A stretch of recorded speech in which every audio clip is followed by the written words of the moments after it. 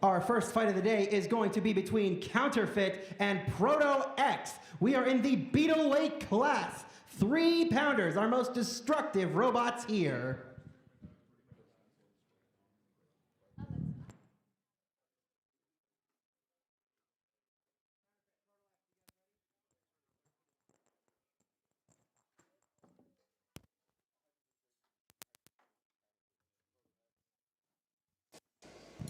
And it looks like loading in first is Proto X from Team Junkyard Dog.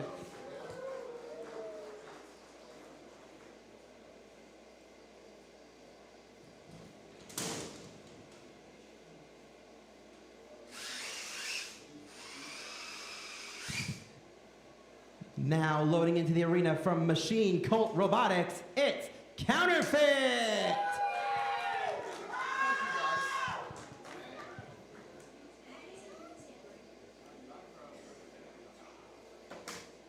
If you can hear my voice outside of this room, we are just about to start today's fights at Robot Ruckus at Megacon 2024.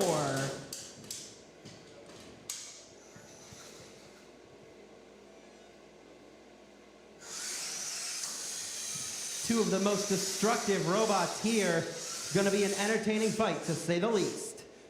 Ladies and gentlemen, are you ready to start the day with some fights? Sorry. In one side of the arena, he's more than an extreme fighter. It's Proto X! And in the other side of the arena, he's not a faker. He will make you a believer. It's Counterfeit! Builders, are you ready? Judges, are you ready? Megacon, are you ready? I said, are you ready? That's more like it. Let's get this match underway in 3, 2, 1. Fight, robots, fight! You can hear the drum spinner on Proto X and sparks flying instantly. Now it looks like Counterfeit's stuck in the wall. This wooden wall is going to be very susceptible to robots getting stuck in it. And Proto X throwing Counterfeit left and right. Counterfeit's stuck on the wall. Proto X trying to get him down, but he can't get under him. He's almost there. And Counterfeit is going to call for an unstick. If a robot gets stuck on the wall, they are allowed 1 unstick per fight. Are we ready to continue, builders? Judges, are you ready? Here we go in 3, 2, 1. Fight, robots, fight. This fight is back underway. Counterfeit spinning up that weapon. Oh, and it looks like he might have disabled Proto X's weapon with that shot. You can hear something rattling in there. That might be some vibrations from Counterfeit. Proto X starting to slowly lose drive. He's lost that weapon. Now Counterfeit showing his backside to Proto X, but I don't think it... Now it looks like Counterfeit just stuck its weapon into the arena. I don't think he'll be able to get out with that one. Proto X, are you going to help him get out? Oh, and Counterfeit breaks free. He's still alive. And that weapon also alive. Something's rattling on that robot. It looks a little bit unbalanced. Proto X gonna try to shove that wedge into the weapon. Gonna try to break it or break Counterfeit in some way. Another big shot. There are a couple dents and scratches in Proto X's wedge. 37 seconds to go. Now Proto X shoving Counterfeit into the wall. He can pin and hold him for 10 seconds. He's got to hold him for 5 more seconds, and then he's got to let him go. We're down to 25 seconds left on the clock. Here comes the release. Proto X going back in for more. Now he's just ramming Counterfeit against the wall. Counterfeit trying to back away. 15 seconds left.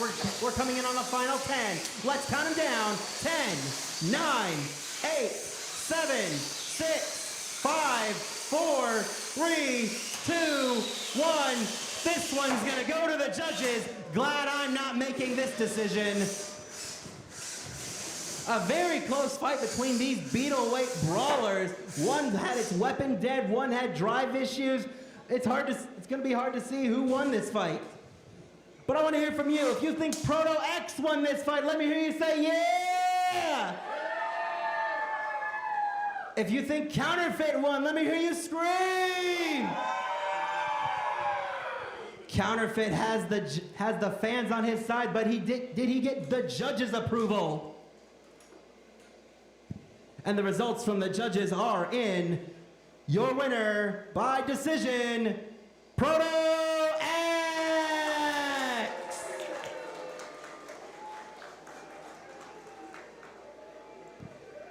Big G and Small Hex are coming to the arena right now. We got another member from Junkyard Dog coming to fight.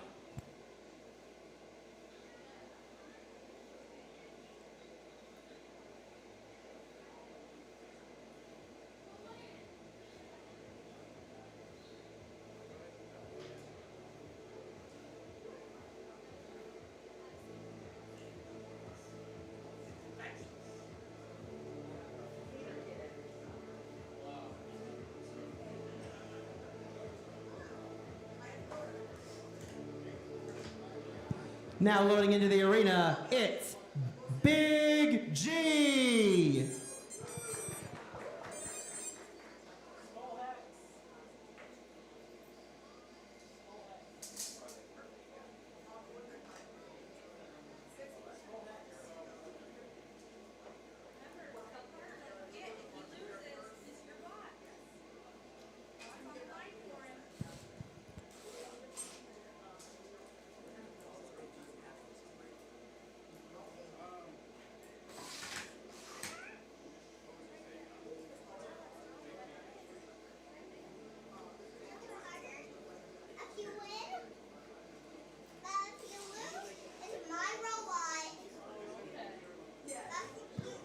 Team Big G has been struggling with their robot all weekend long. Those front wheels, very susceptible to getting ripped off. They also have the occasional failed drive system, which can cause some issues because you gotta drive to hit your opponent.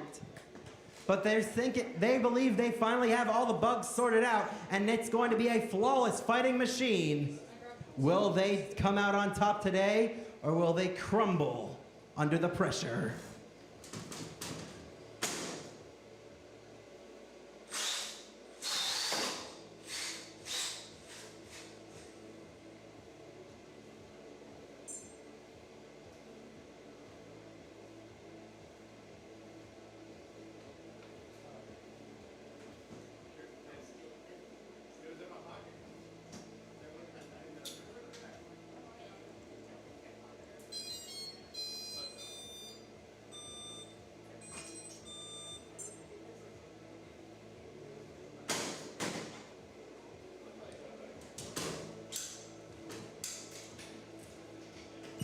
Here we go, it's time for another Beetleweight fight. Megacon, are you ready?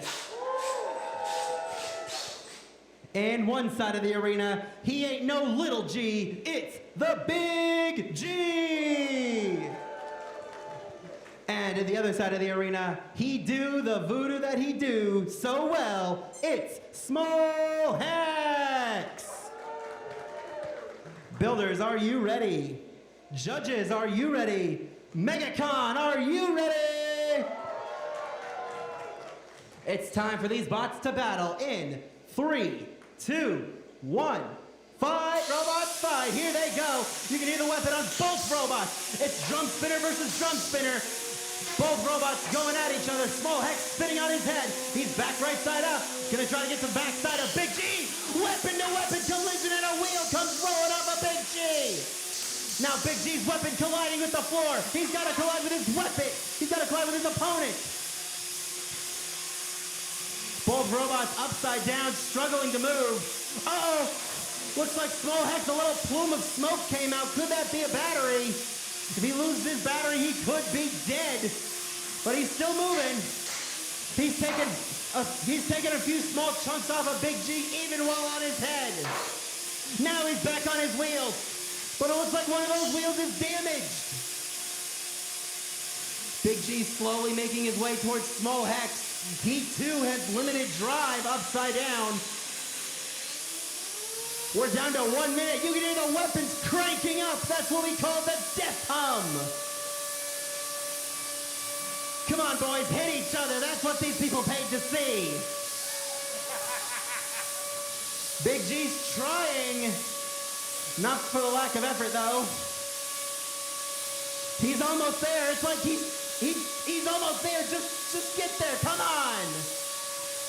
35 seconds left on the clock. Another small nick to the wheel armor of Small Hex. Small Hex hobbling around the arena using the gyroscopic force of that spinner to help guide him around. But these two haven't made contact since that big explosion. We're down to 15 seconds. This is going to be a tough one for the judges to call. Let's count them down. 10, 9, 8, 7, 6, 5, 4, 3, 2, 1. This one goes to the judges.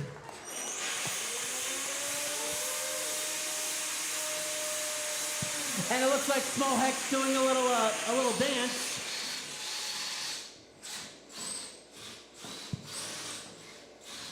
This is going to be an interesting fight. I'm not sure who won this one.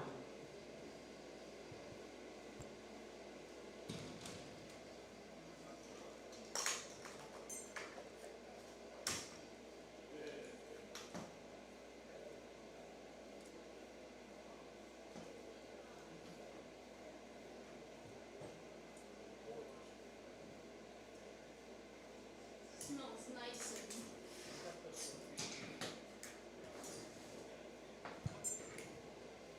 Megacon, who do you think won this fight? Do you think it was Big G? Or do you think it was Small Hex?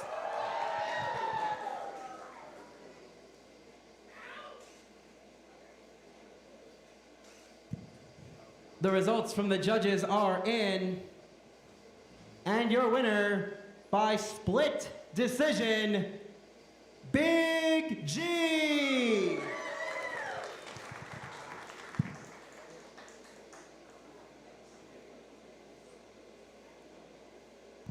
Coming up next, Snowstorm and Food Fighter.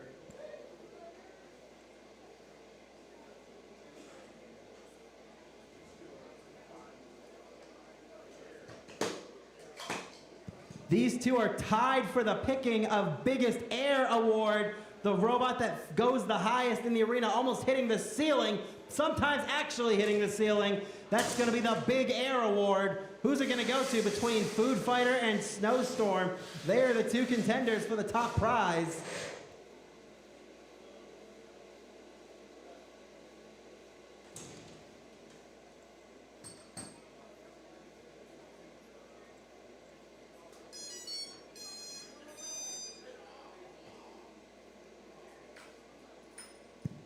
If you're making your way into the room right now, welcome to Maker Fair's Robot Ruckus at Megacon 2024.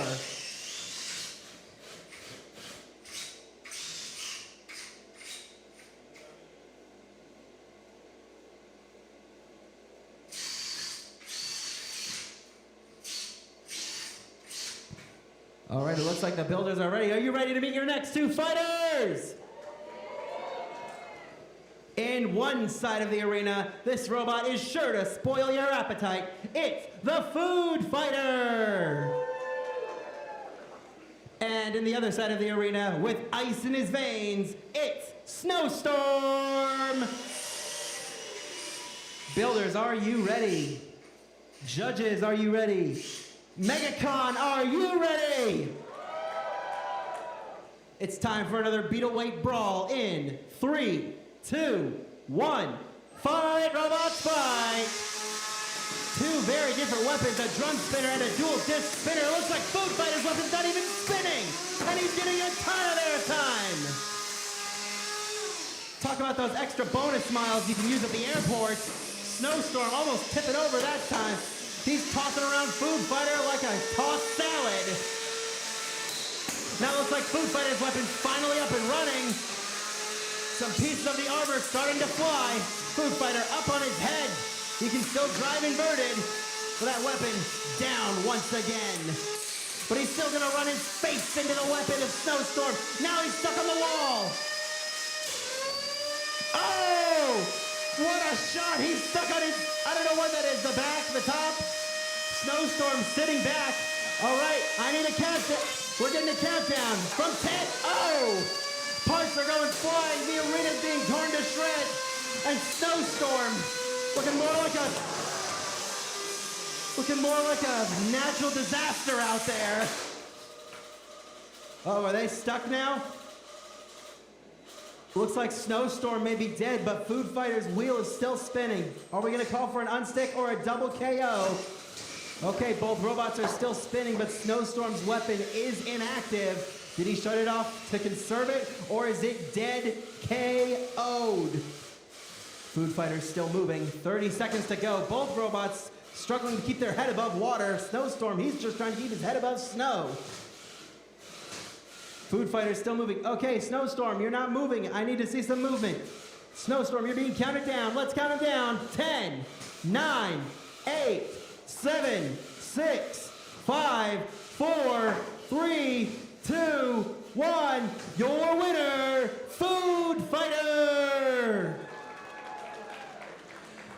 That just proves that the tides can change in an instant here at Robot Ruckus. 1 minute you could be winning, the next, you're dying.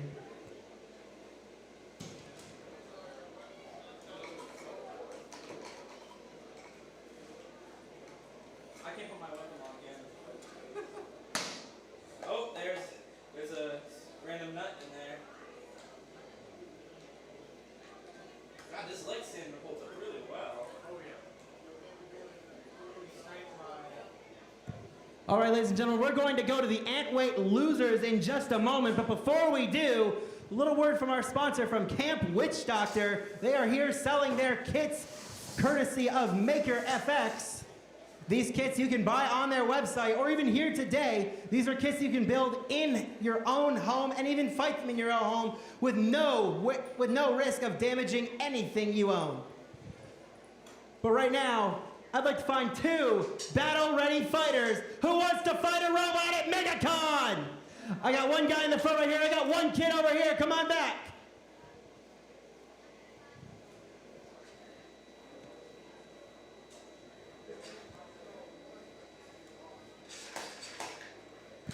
We have 2 of our best-selling kits with us here today. We have Medieval Times and High Five. They're gonna get a little tutorial on how to fight these from one of our Witch Doctor representatives, and you guys are gonna be the judges.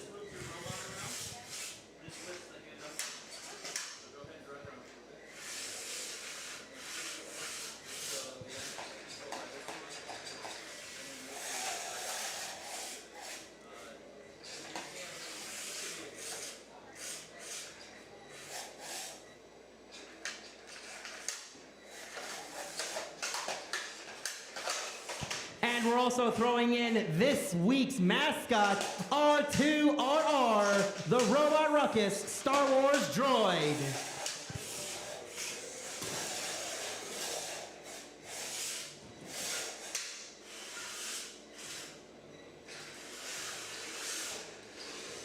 I'm here with Marcus. He's going to be controlling High Five. Are you ready for your first ever robot fight? Yeah. Thank you. Hey, good luck, man. And I'm here with Cameron. He's going to be piloting Medieval Times. Are you excited to start swinging that axe? Oh yeah, R2's going down. Oh, R2's going down. What do you got to say about that? Nope. A simple nope. All right, audience, you are going to be judging this one, so pay attention and root on your favorite in 3, 2, 1. Fight, robots, fight. Once again, you can buy these kits at witchdoctor.com/camp, or you can get them right next door at the Maker FX building. Right now, it looks like R2RR is going right after Medieval Times. Now, High Five is going to grab Medieval Times by the wedge. Medieval Times letting that axe swing. Now he's going to chop those fingers off like some cruel punishment in the overseas. R2RR going face to face with High Five, almost tipping over. That is the one weakness with R2RR. He may be big and he may be heavy, but he is top heavy. You flip him over, you've practically beaten him. And it looks like High Five is going to try to do that, but R2 fighting back. Oh, almost getting flipped over there. Another great shot. Medieval Time's going to try to let that axe fly. And he's getting the side pieces. Hit after hit. Great shots on R2RR. Less than a minute to go. Medieval Times, he's got that axe ready. Now R2RR pushing back. He's put High Five in the corner. That's a timeout for you, mister. Now High Five, he's not happy. He's eyeballing R2RR. He's going to try to flip him, but does he have enough time? Medieval Times spinning in circles, letting that axe fly. Not really hitting much. R2RR pushing back. Oh, R2RR getting hit in the face with that axe. Oh, the humanity. We're down to 20 seconds to go. And it looks, oh, can High Five do it? Can he flip him over? Medieval Times letting that axe fly. We're down to 10, 9, 8, 7, 6, 5, 4, 3, 2, 1. All right, let's get a decision made between these three robots. A fantastic showing by the Camp Witch Doctor Kits. Ladies and gentlemen, give it up for our audience participants. If you think R2RR won that fight, say yeah! If you think High Five won that fight, let me hear you say yeah! If you think Medieval Times won that fight, let me hear you say yeah! And your winner by popular demand, High Five! Congratulations, guys. You just fought your very first fight in combat robotics. Once again, you can get these kits at Camp Witch Doctor or witchdoctor.com/shop. You can also get them right next door in 307A and B and meet the team members of Witch Doctor from the hit TV show BattleBots.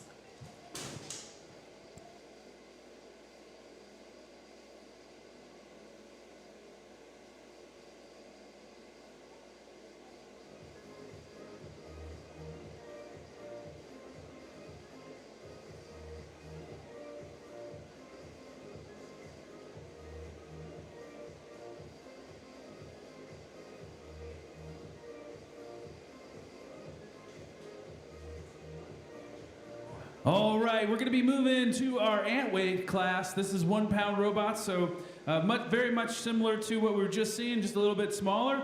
What we need in the box right now is the Biscuit versus Pramphea, please. The Biscuit versus Pramphea. Wheelie, you'll be on deck along with Atlash the Tick. On deck, please.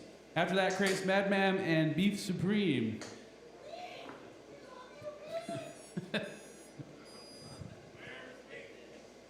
So loading up right now will be Pramphea in the gold.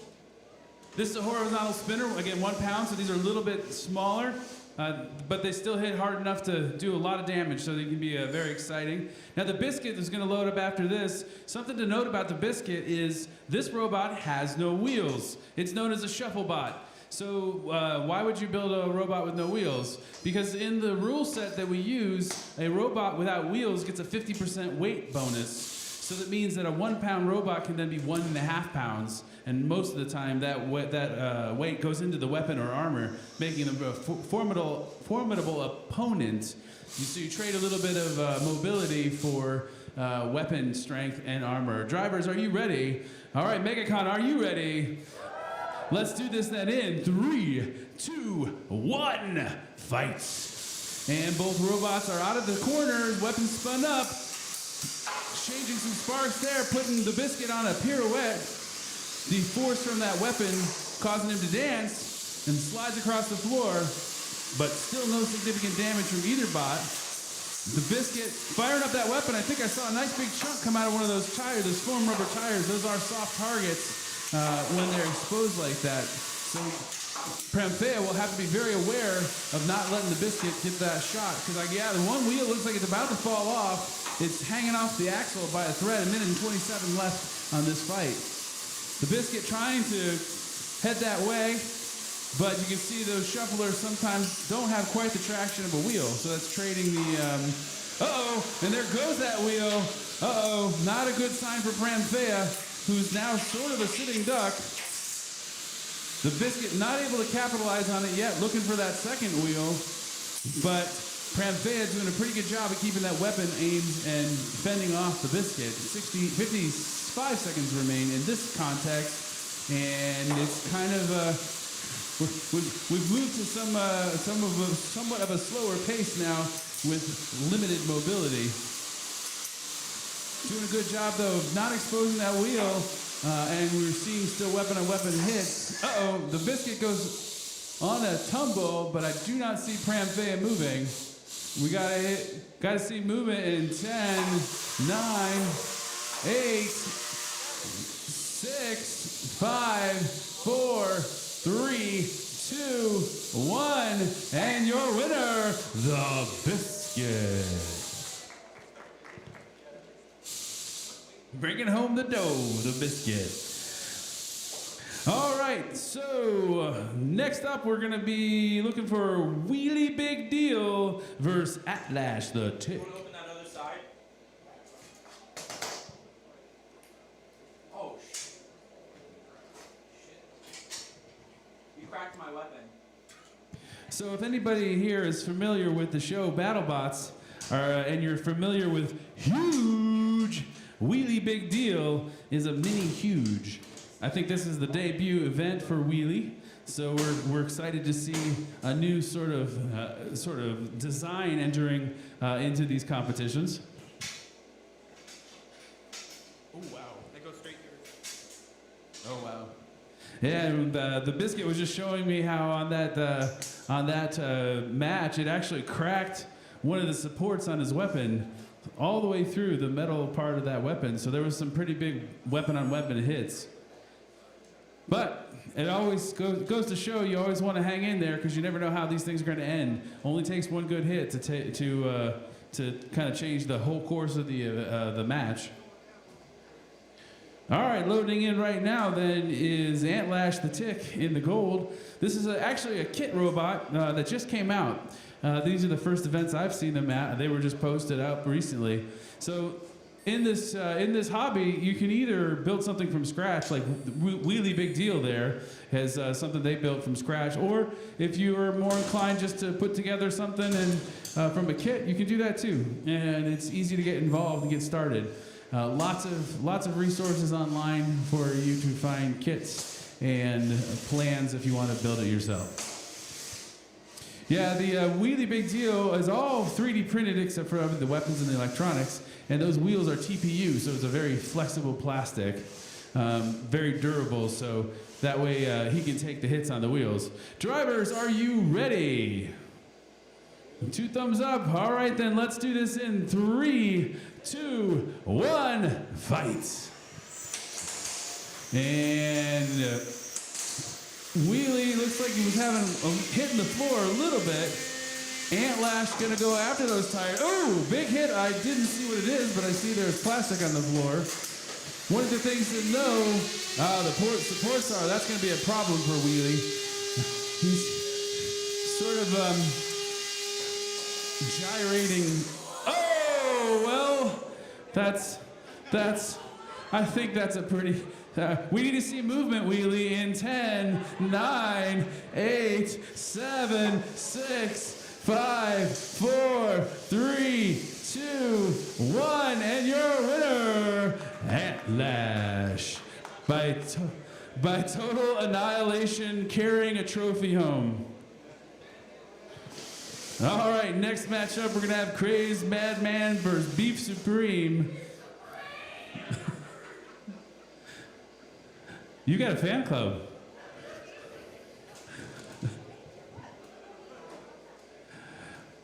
You know, Wheelie took some big damage there, but I really like, he took Wheelie big damage. Thank you, I'll be here the rest of the day. Tip your servers. But it's kind of cool to see people come up with completely different designs. I know it's inspired by Huge, but it's not something I've seen at this level yet. So it's cool to see people taking risks and doing new things and trying things, and actually it's even cooler when they end up in multiple pieces after a match. Don't tell them that, though. All right, we got some trash talk here already. Madman's saying that he's going to take Beef Supreme and turn him into a value meal. You hear that? I don't think that comes with a drink, or even a kid's toy.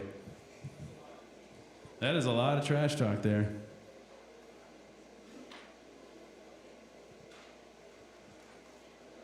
All right. After this, we still have a couple. We have one more Beetle weight to wrap up. One more Beetle weight match after this ant weight, and stand by as we'll do another Break the Toys audience robots experience. So if you want to drive again, I'll be picking somebody here in a second, and you can gang up on R2 again.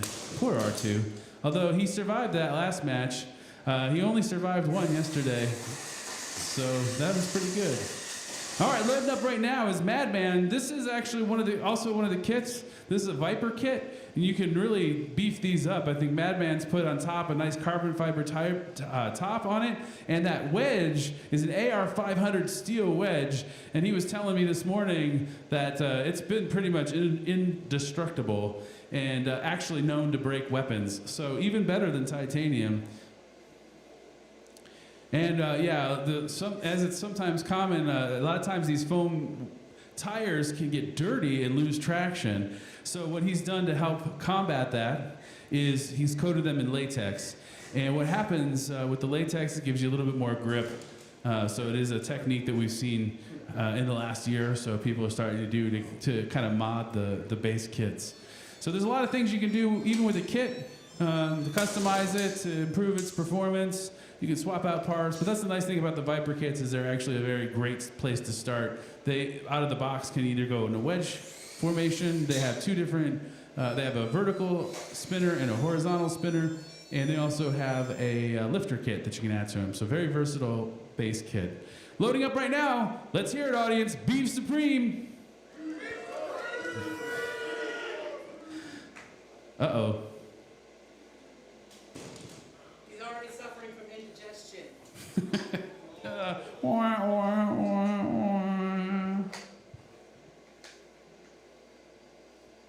All right, we'll give him a second to. I'm hearing little. Thank you.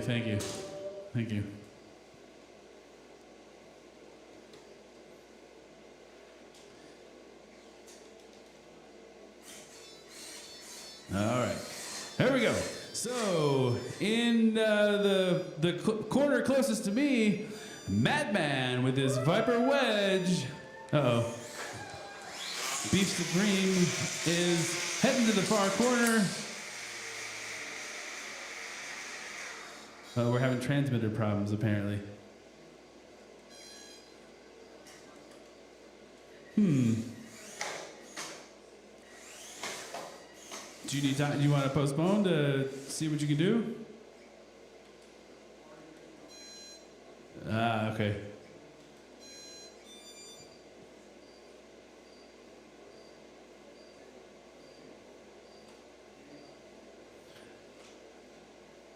All right, we'll see here. Unfortunately, this happens. This happens from time to time where just things break. And we have to sometimes do postponements. We'll give them another second to put in some fresh batteries in the controller and see if that helps. Although when it shakes it, it sounds a little rattly. I'm not sure they're supposed to sound that way.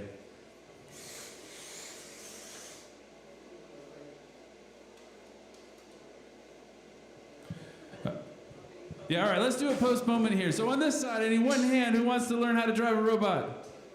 All right, you are our person. Go ahead, come on back here, we'll teach you. On this side, I need one person to learn how to drive. I see the kid in the green. Come on back. All right, so these are two of our camp witch doctor bot kits. We're gonna load them up in the box against against R2RR.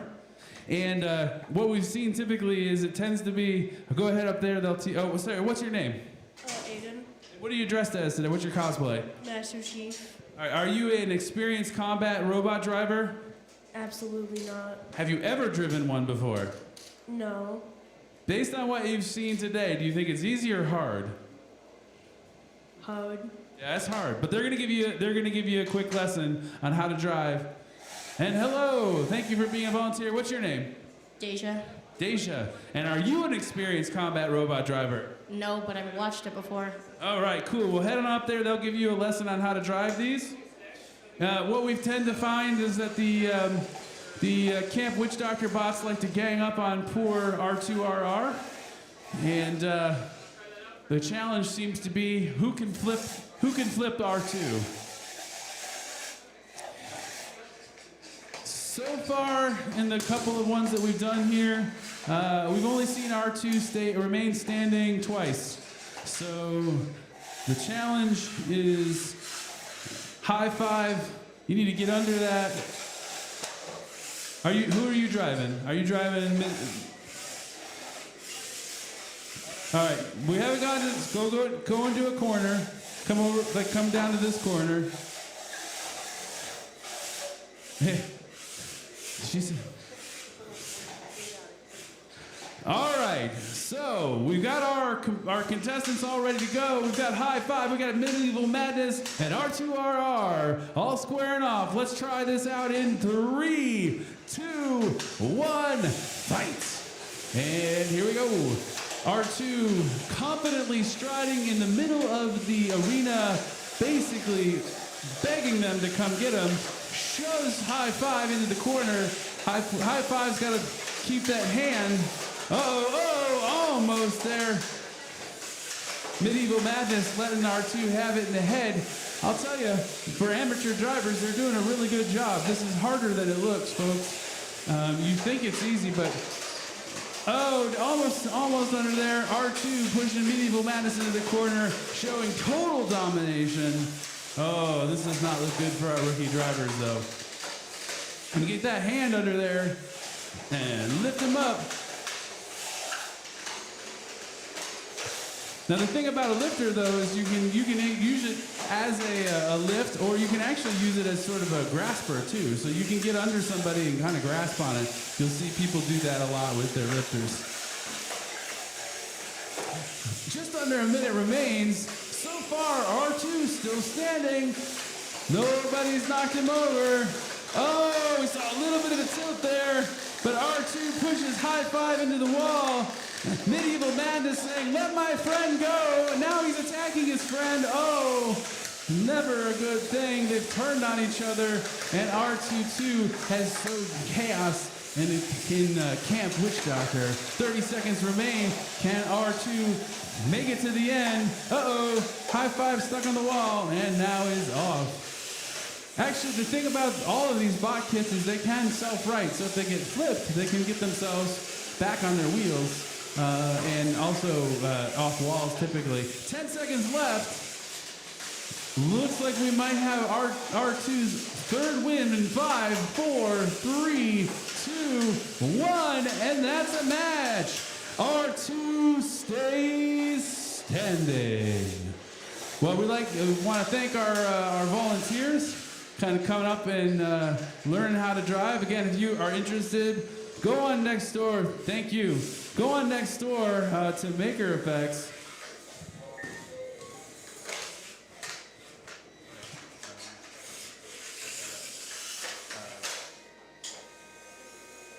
Go on next door to our friends over at Maker Effects, and they have these kits where you can go check them out. You can actually talk to Andrea, who's one of the members of Witch Doctor, who's doing some demos over there. So it's a great way, again, to get started. They're a lot of fun. In terms of getting involved in combat robotics, they're very safe, obviously. And so they actually had a summer camp. That's why we call it Camp Witch Doctor. They had a summer camp this summer where kids got to come and learn how to build these and drive them. But the real nice thing is that there's online videos that you can learn how to assemble.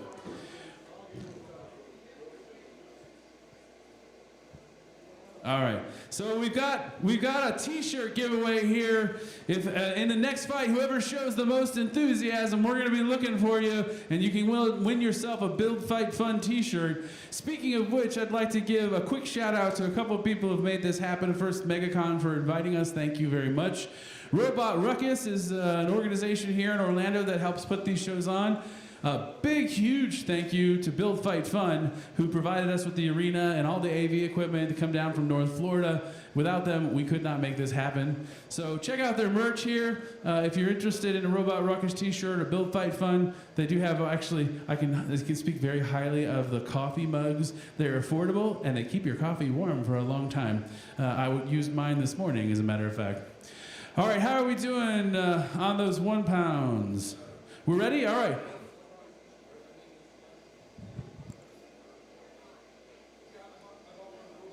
Okay. All right.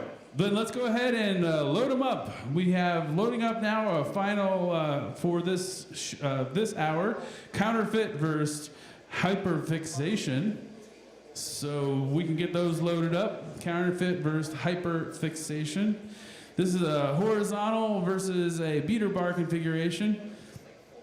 Usually a fun match. The horizontals can do a lot of damage, but the beater bars can tend to throw horizontals up into the air.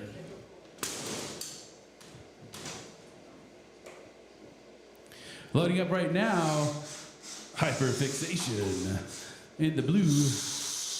Counterfeit, sporting the Gucci color, Gucci handbag colors, or at least I think that's what they look like to me.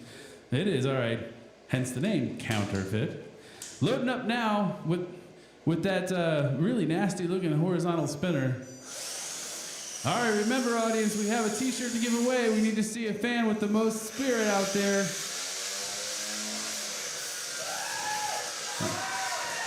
All right, I can't see the other side, so somebody's gonna have to watch for me. All right, I think the audience is ready. Drivers, are you ready? All right, let's do this then in 3, 2, 1, fight. And here comes hyperfixation. Big hit, oh no, he's already stuck in the wall. Hyperfixation will probably try to fix that for him though. Even a big hit and he's still stuck. All right, we're gonna pause the timer here. We're gonna do an unstick. Well, they're trying to fix it themselves. All right, Ari is now unstuck. Only 20 seconds have elapsed, so there's plenty more time on this one. Big hit. Oh! I saw parts flying on that one. Hyperfixation putting him in the corner, which is a dangerous place to be on a wood wall arena with a horizontal spinner. Oh, got a little bit of air time there and spinning through the air. Uh-oh, hyperfixation better turn that backside around. Oh, another big hit with still 1 minute remaining in this fight. A lot of carnage can ensue. Looks like hyperfixation has two deformed wheels, so it's having some mobility issues. All right. And remember, we're looking for an audience member with the most excitement. Brian, I hope you're watching for that. I can't see. 30 seconds remain in this exciting match. Both bots have taken a bunch of damage, but are still moving. Uh-oh, maybe I spoke too soon. Hyperfixation still sort of moving, but not much.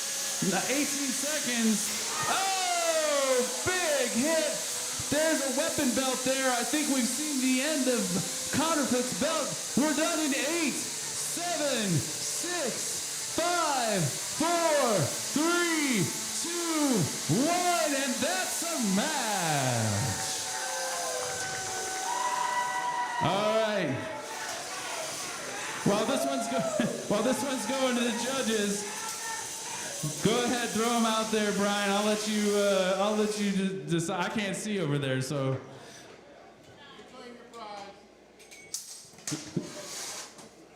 All right, so there are our guys in the front row. Thank you for being an excitement builder here.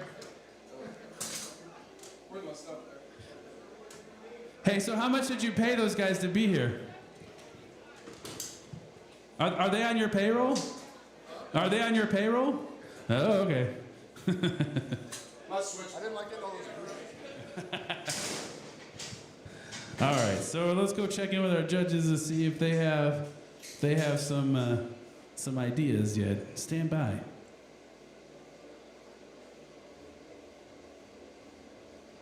They are still deliberating. So, crowd, let's hear what you think. Do you think that one was by counterfeit? All right, that's a pretty good showing. But what about hyperfixation? Oh, well, it's close. But the crowd seems to be giving counterfeit a bit of an edge. Let's see what the judges say. Sometimes, so if you're not familiar with how BattleBots works, when it goes to the judges are looking for three different things. They're looking for damage, they're looking for control, and they're looking for aggression. And they can assign a certain number of points to each category, and then basically whoever gets the most points tends to take the judge's decision. Looks like we have an answer. All right, it's a split decision. So we have one judge who rules for counterfeit, and the second judge gives it to hyperfixation, and your third judge gives it for your winner, counterfeit. So the fans predicted accurately. All right, well, we have one more to go. Let's see. We got one more ant. That would be Beef Supreme. Okay. Also driven by counterfeit. So needs a second to get that transmitter issue.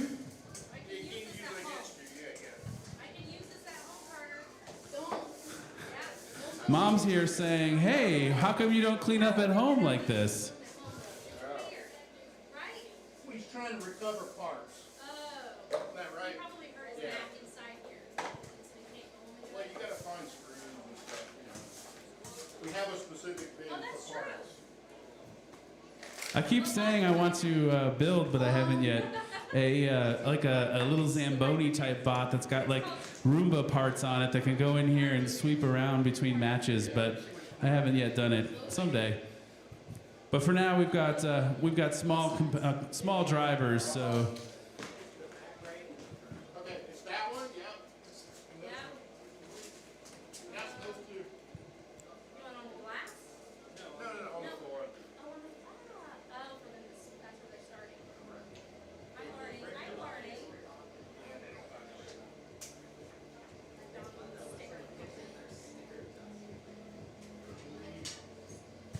All right, while we wait, we have this one last fight in this hour. Then we're gonna take a bit of a lunch break. We'll be back at 1 o'clock, 2 o'clock, and then at 3 o'clock will be our finals, where we'll be crowning the champions in both weight classes. We also have some special awards to give out for the bot that took the most damage, and also the bot that spent the most time in the air. Last I think I heard, Food Fighter was, I think, a top contender for the in the air, but. Maybe that's not what you want as a driver, but there's a nifty little drone in it for you this time, so that's pretty cool. I think the drones were donated compliments of Team Junkyard Dogs, so thank you for bringing those as well. So we got 2 different drones to choose from, so we'll be handing those out at 3 as well. For anybody who's interested in getting involved with this, again, go next door, talk to Andrea from Team Witch Doctor. She can show you those kits. There's lots of other great resources out there. Buildersdb.com, so that's builders and the letters D and B, is a great place to see when events are going. If you're here in Florida, Florida's a great state to live in for getting involved with combat robotics. There's a lot of support here in Florida. Really easy to get involved with. You can, if you're engineering inclined, you can go ahead and build your own bot from the ground up, or there are plenty of kits to get you started. So some of our friends, like our friends at palmbeachbots.com, they are normally here, but were unavailable to attend this time. This was sort of put together at the last minute. Great website for getting parts. FingerTech Robotics is another great place. You can buy kits and parts as well. Repeat Robotics and Just Cuz Robotics are a number of other sites that sell parts. CombatRobotKits.com is another. So it's pretty easy to Google and find support for these. You can go to Thingiverse and find whole designs that you can print, or GrabCAD. But yeah, so there's lots of easy ways to get involved. The hardest thing is just committing. We're hoping to be back next year, and we're thinking about having some additional panels and help builders get started. So we're looking forward to that next year. Again, we're very happy to be here this year. So thank you to Megacon. Please, if you've enjoyed this, please tell Megacon that you'd like to see us back, because we would definitely like to come again next year. Also, you can find Robot Ruckus at Maker Faire Orlando. That happens usually the first weekend of November. Dates haven't been picked yet this year. If you haven't checked out Maker Faire Orlando, it's a very cool fair. It happens out at the Orange County Fairgrounds. Maker Faire Miami, it comes up in the spring, I think, in the next month or two. So those are also great places to go. Last year at Maker Faire Orlando, I think we fought 160 bots in one. We had 1 pounds, we had 1 pound pros, 1 pound rookies, 1 pound ants, we had beetles, we had 15 and 30, 12 and 35 pounds as well. So full combat on a big scale as well. So lots of opportunity to see some fun robot stuff, but then also they had things like you could make a piece of art with a steamroller. You could watch medieval knights in full armor bash each other in the heads, not lightly, but bashing each other in the heads with battle axes. The Power Wheels racing, the drone zone, where you can learn how to fly a drone and run it through an obstacle course. There's so many things to see and do. Maker Faire Orlando. Check that out later this year. Maker Faire Miami soon. All right, well, we're still vamping here. I'm doing a soft shoe as best I can. But let's see. We're going to do another little demo here with our Witch Doctor kit. And it looks like we're going to do R2 versus Hungry Hippo. Oh no, it's Hungry Hippo versus Medieval Madness.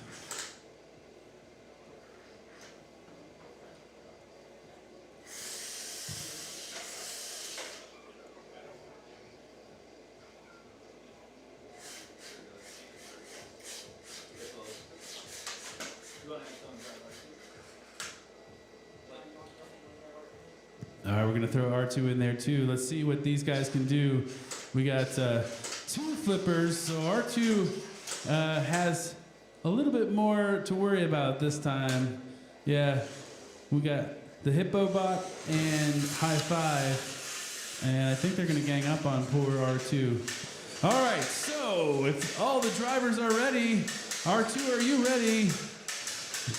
Then let's do this in 3, 2, 1, fight! And they're flanking R2, but R2 drives right past them. Oh, but is there already dissension in the rank? Oh, and High Five throwing Hungry Hippo over, trying to get under R2. Almost had it. We'll see. R2's still alive for now. All right. Let's see what. R2, you don't want to be in that corner. They're going to box you in there and flip you over on your head. Almost gets him again. There he goes! High Five takes him down. Minute 28 remains. Now they're going after each other. How quickly the tides turn. Hungry Hippo taking High Five into the corner. High Five waving, help me, help me! But then releases. High Five gets out, looking to get that hand under there to give Hungry Hippo a little bit of his own medicine. Hungry Hippo almost clamps down on High Five, just barely misses. Poor R2 still can only sit there and watch. Looked like High Five almost had Hungry Hippo there for a second, but haven't seen a good flip yet for a while. 45-ish seconds remain in this one. Oh, almost! Oh, Hungry Hippo set on its back end. High Five. Oh, and then Hungry Hippo looking to clamp down on High Five. Just misses. 35 seconds. R2 still laying helplessly like that little kid from the movie Christmas Carol who has all that clothing and he can't move. I can't get up! That's what he's saying. 24 seconds remain. I don't know who's going to win this one. Both of the Team Witch Doctor bots Camp Witch Doctor bots have gotten a flip in or a quasi-flip. 10 seconds left, and audience, you're going to have to determine this one, so pay close attention, because we need a decision in 5, 4, 3, 2, 1, and that's a match. All right, so just to be fair, who thinks R2 won that one? Wah, wah, wah, wah. All right, who gives it to Hungry Hippo? And last but not least, who gives it the High Five? Ooh, I think that's a split decision. I'm not sure we can call that one. So we'll just say everybody but R2 is the winner. Sorry, R2. All right, so we can clear those guys out, and I think then we're ready for our last match of this hour, the 11 o'clock hour. Beef Supreme is back and ready to go, and we're going to be facing off against Crazed Madman. So we'll get these bots out of here and we'll get the new ones in. Again, don't forget, 1 o'clock, 2 o'clock, and then our finals are at 3, where we'll hand out the trophies and the awards for most destruction and most time in the air.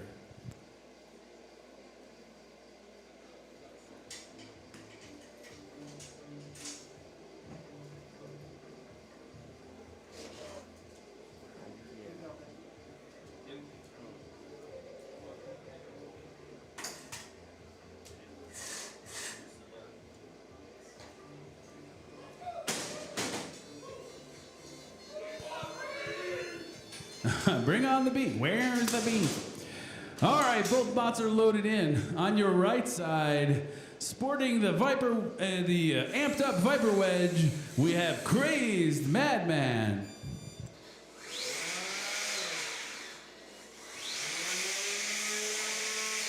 There is some trash talk going on here. Beef Supreme, though, is now on your left side in the corner of the Robot Ruckus sticker. Supreme! All right, drivers, are you ready? Oh, nope.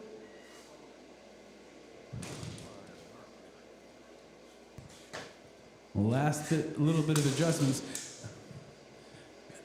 All right, he set the controls in reverse, so by flipping upside down, now it should be in the proper orientation. Nope.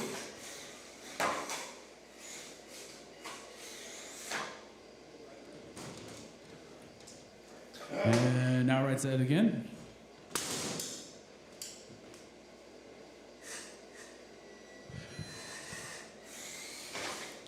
All right, so our robot drivers are in their respective corners. Crazed Madman on your right and Beef Supreme on your left. Drivers, are you ready? Audience, are you ready for the last one of the day or this hour? All right, then let's do this in 3, 2, 1, fight. All right, here we go. And both bots squaring off. Crazed Madman using that super strong AR 500 wedge to just take on Beef Supreme straight up. Seems to be able to get underneath him without any problems. Beef Supreme, that weapon is creating a lot of sort of centripetal force. That's probably not the right actual force for those of you physics majors out there, but you can see going up on 2 wheels. The steering is still reversed, 1 minute and 30 left. Looks like, so far, Crazed Madman has done a pretty good job of not showing any fear on that weapon, that vertical spinner. Uh-oh, but he's got to be careful about getting on the side like that, though, because those soft tires will be a problem. He was stuck on the sticker, he says, but he is now off. But he's doing a great job of keeping that wedge oriented such that he hasn't really taken any damage from that vertical spinner, which can lay it out. You can see how it's just bouncing off that AR 500 wedge, no problems. 45 seconds remain. Beef Supreme, though, not content to live with just the catch me if you can. Trying to get there. Sometimes that's really frustrating when you want to hit your opponent and you just can't. I've been there. A little under 30 seconds remain. Beef Supreme drives right over top, but still didn't seem to connect. I heard something hit there, but I can't see what's going on currently.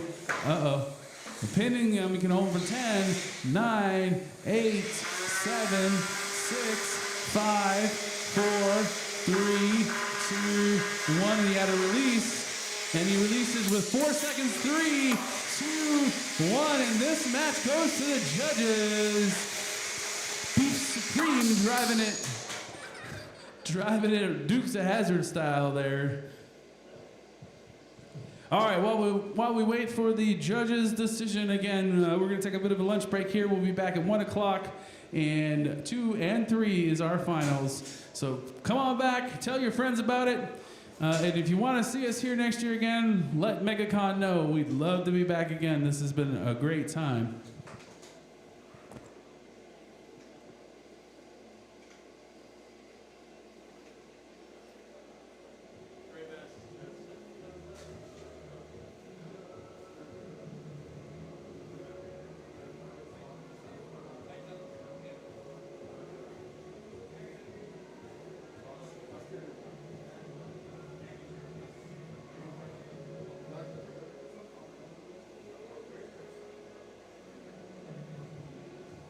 All right, and in a unanimous decision, your judges have crowned your victor, Crazed Madman. Congratulations. All right, we'll see y'all at 1 o'clock. Thank you.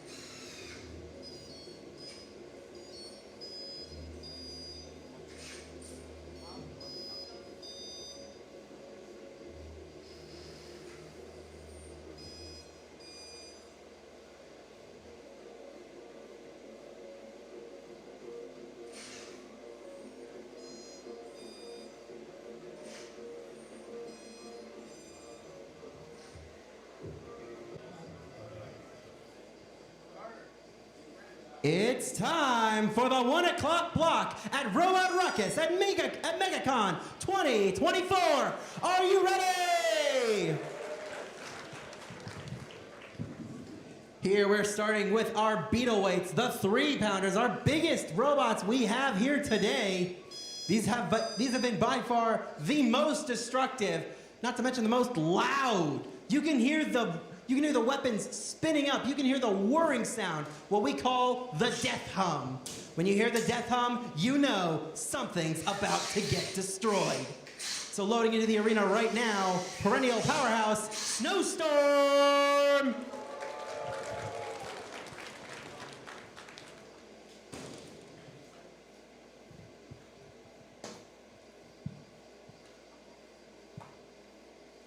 And turning on their robot right now from Team Junkyard Dog, Proto X.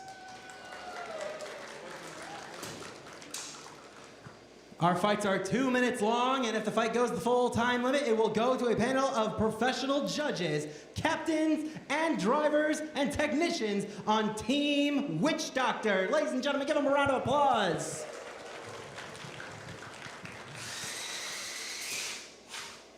Also, in between a few of these fights, we will have some of you driving a few special robots from Camp Witch Doctor. So stay tuned for those. In one side of the arena, he'll put you 6 feet under the ice, baby. It's Snowstorm.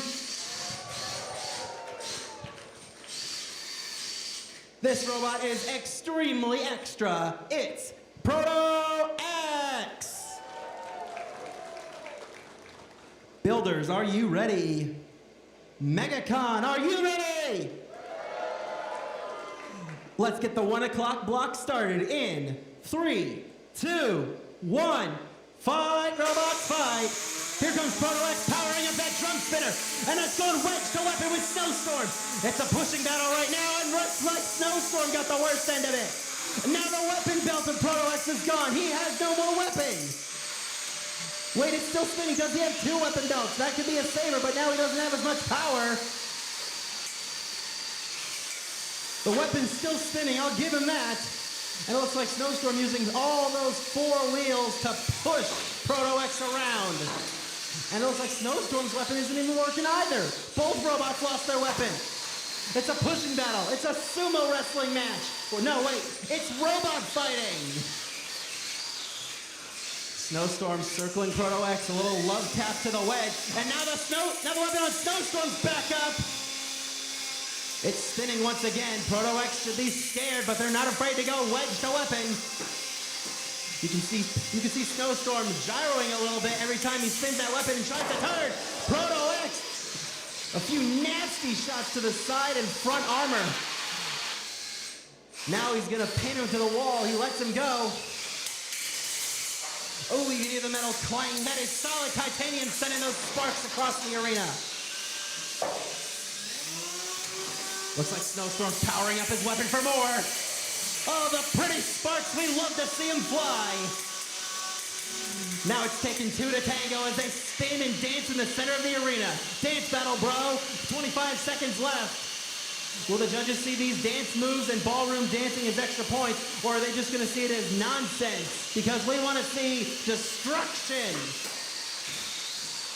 It's now a driving battle between these two with 10 seconds to go. 10, 9, 8, 7, 6, 5, 4, 3, 2, 1. Whoa! And one final hit right at the buzzer. Unbelievable shot from Snowstorm, sending Proto X from one side of the arena to the other. The judges are going to deliberate on this one, but I want to know what you think. If you think Proto X won, make some noise! We got a couple fans. Now if you think Snowstorm won, make some noise! Snowstorm's got the fans on his side.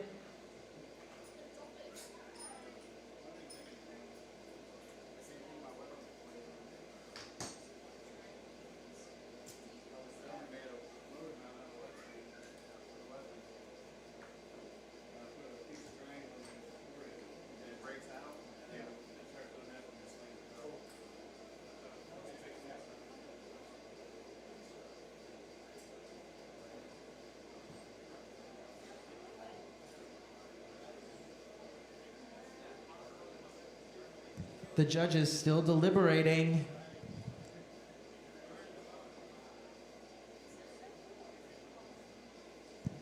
And the winner by decision, Snowstorm!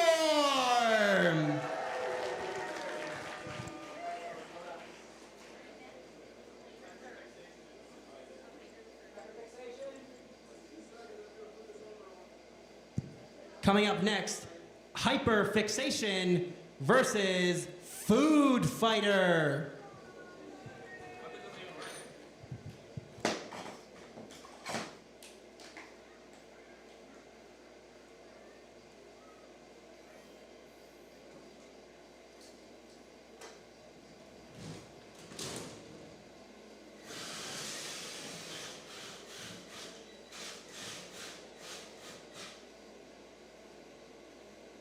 We're currently waiting on Hyperfixation to attach his armor and make his way to the arena. We'd like to thank Megacon for having us out here this weekend. It has been a fantastic 4 days. The tournament will conclude today at 3 o'clock. Come back around 3 o'clock to see who will win the coveted prizes. We have trophies, cash prizes, and a whole bunch of other things to give away. Courtesy of Junkyard Dog, we have some drones. Also, if you'd like your own Robot Ruckus and Build Fight Fun merch, we have it available at this side table on the left side of the arena.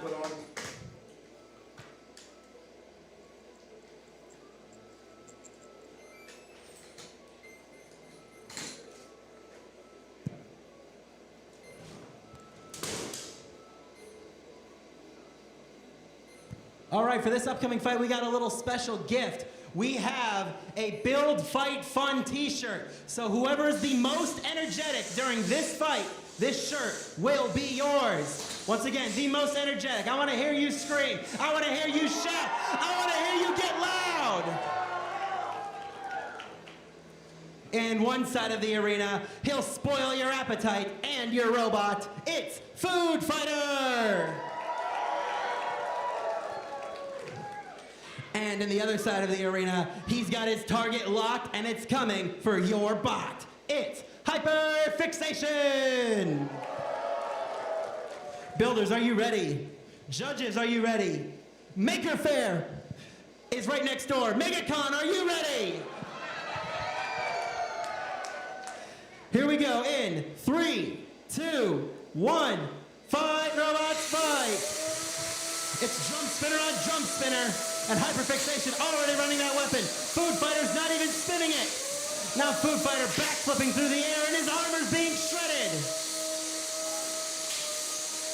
Hyperfixation taking chunks out of Food Fighter. He's nibbling at his entree. But will he fully devour the main course in 2 minutes or less? Hyperfixation doing a little gyro spin. Now they're locked against the side of the arena. Food Fighter pushing back. Now it's Hyperfixation pinning Food Fighter into the wall. More shredded parts and pieces flying off. Oh, and a solid punch to the weapon. The weapon of Food Fighter still not spinning. Hyperfixation's weapon still spinning and still scary. Whoa! Massive airtime from Food Fighter. Once again, we also have a spare award for most air. It looks like Food Fighter may win that. Hyperfixation, hyperfixating. He's trying to get the wheel guards. He's trying to get the backside. Basically anything. He wants it all. Now he's getting the underbelly. Now he's got the backside, ripping up some of the tape. Yes, tape. We are very cost effective here. Now Hyperfixation shoving Food Fighter into the wall. He can pin him for 10 seconds with less than 30 seconds left on the clock.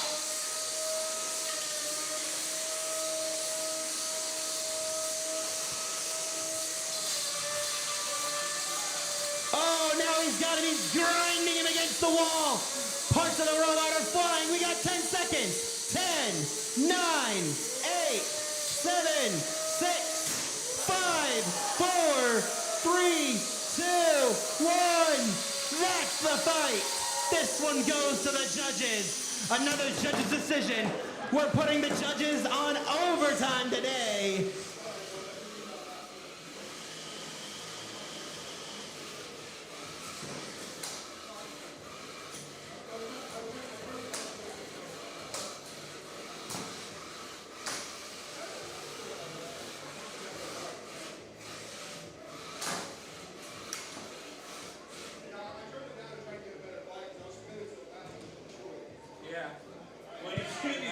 looks like we found our winner for biggest hype man in the audience. Wow. I'm so lucky this is. Congratulations, sir. You just won a free Build, Fight, Fun shirt. It's still a lot of fun. I'm glad you were able to throw it in. Yeah, it's this beat up. I'm getting a new beat bar after this. And your winner by unanimous decision, Hyperfixation.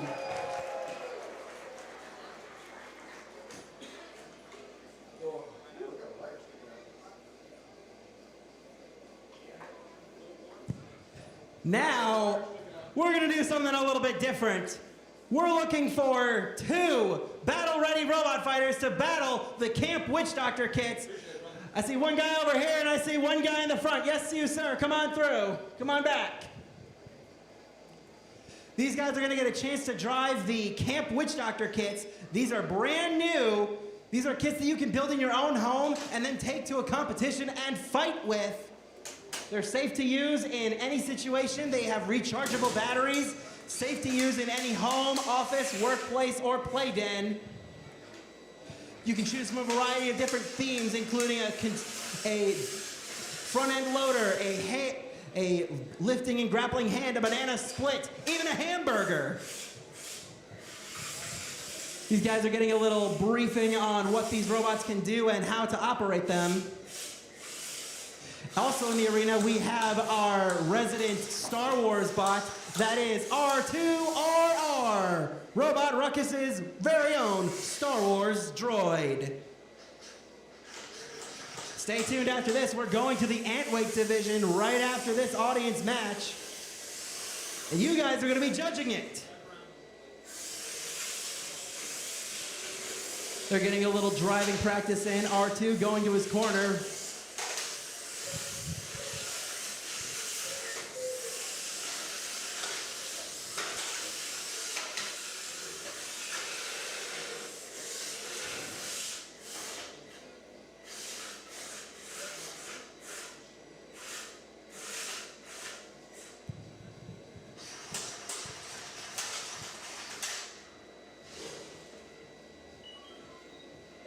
I'm here with Logan. He's driving High Five. Logan, is this your first time driving a robot? Yeah, it is. Hope you're ready to fight for the very first time in front of a live audience. And I'm here with Maui. He's driving Hungry Hippo. Is this your first time driving a robot? First time. First time. You guys are judging this. We also have in the arena, he's fighting too. That's R2RR, our resident Star Wars droid. Here we go. In 3, 2, 1. Fight, robots, fight. Here comes R2RR. He's very susceptible to being flipped over, but can he survive 2 minutes with these scary robots? As a reminder, we are selling these kits next door. You can buy them and take them home. You can build them. Everything you need to build these kits comes included. All the screws, parts, pieces, motors, and electronics. Oh, and it looks like Hungry Hippo getting pushed back by R2RR, and Hungry Hippo self-righting. Very good maneuver from Hungry Hippo. R2RR, the big bully in there, but if he gets tipped over, it is over for R2. Everything you need to build these kits comes with it. All the pre-soldered bits. There's no soldering, no coating, no heavy machinery required. If you've got hands or any building experience whatsoever, you can build these robots. Helping Hands going after R2, almost tipping him over. Now R2 being the aggressor, trying to push back, but I don't think Helping Hands, I don't think he likes that. Now Hungry Hippo's taking a few chomps at R2. Now they're taking shots at each other. We're down to less than 45 seconds. R2 almost getting flipped over. He's trying to backhand him with that hand, and Hungry Hippo getting flipped back over. Hungry Hippo almost did the job. Now they're both getting up on R2. They're trying to tip him over. Do you think they can do it with less than 30 seconds? They're trying. Oh, Hungry Hippo almost had it. Hungry Hippo trying to get one of the legs. He'll probably try to cripple him. Less than 10 to go. In 10, 9, 8, 7, 6, 5, 4, 3, action on our hands. You are picking the winner. If you think R2 won that fight, let me hear you say, yeah! We got a couple R2 fans out there. And now Hungry Hippo just pouring salt in the wound now. If you think Hungry Hippo won, say yeah! If you think High Five won, say yeah! And your winner by popular demand, High Five! Congrats, Logan, you just won your very first robot fight. How does that feel? Extremely nerve-wracking, but amazing. Amazing. Once again, you can purchase these kits for yourself, take them home and build them, and then have your own bot battles in your living room with the Camp Witch Doctor kits.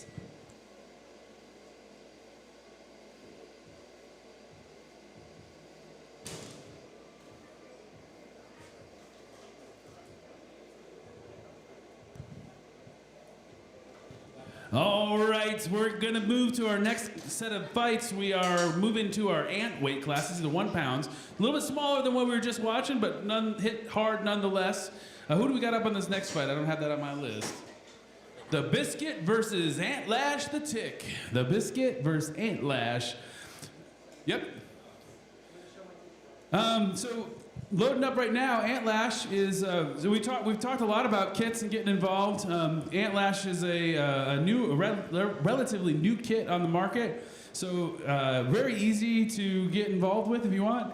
But I'd like to call attention to the Biscuit when he gets over here. Is a special kind of bot today. The only bot we have at this competition that's what's called a shuffle bot. It is. It doesn't have wheels on it. You'll notice that it doesn't have wheels. It uses little shufflers. Why would you do that? The shufflers are slower than the wheels, but when you don't have wheels, you get a 50% weight bonus. So he can be a 1.5 pound bot in a 1 pound class. And typically, where that extra weight goes is into the weapon or the armor, making them pretty durable. So he's going to sacrifice a little bit of mobility to have that extra power in the weapon. Now earlier though, he did crack one of his weapons, so we'll have to see if that's going to be a factor for him in this match.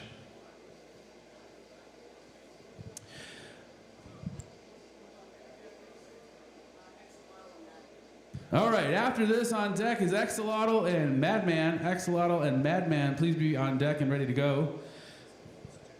Okay, we're waiting 2 more minutes for Biscuit. While we have a second, let me take a quick moment to say thank you to Megacon for inviting us out this year. It has been an excellent weekend. You guys have been amazing. We really would like to come back next year and do this again and maybe even get a little bigger and offer some more hands-on opportunities. So if you've liked the Robot Ruckus at Megacon, please let them know. We'd love to be back. That said, we want to thank Robot Ruckus and a huge thanks to Build Fight Fun for providing us the arena and all the AV equipment to make this happen. And also our judges from Team Witch Doctor. You can see them on the show BattleBots. They've been here all weekend helping us judge these things and drive the robots around. And so that's been a lot of fun too. So thank you for your time, Team Witch Doctor. Yes, thank you. Pretty soon I'm gonna have to put on some tap dance shoes because I'm running out of things to say and people to thank, but we'll have another fight for you here in just a second.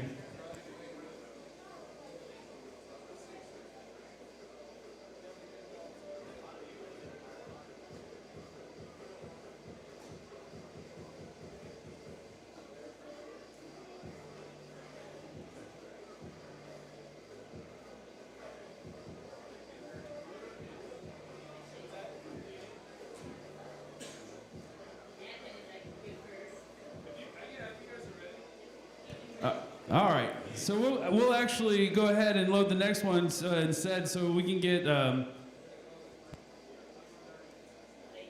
Axolotl and Madman will go in next while we're waiting for the Biscuit. So we can go ahead and clear out Ant Lash.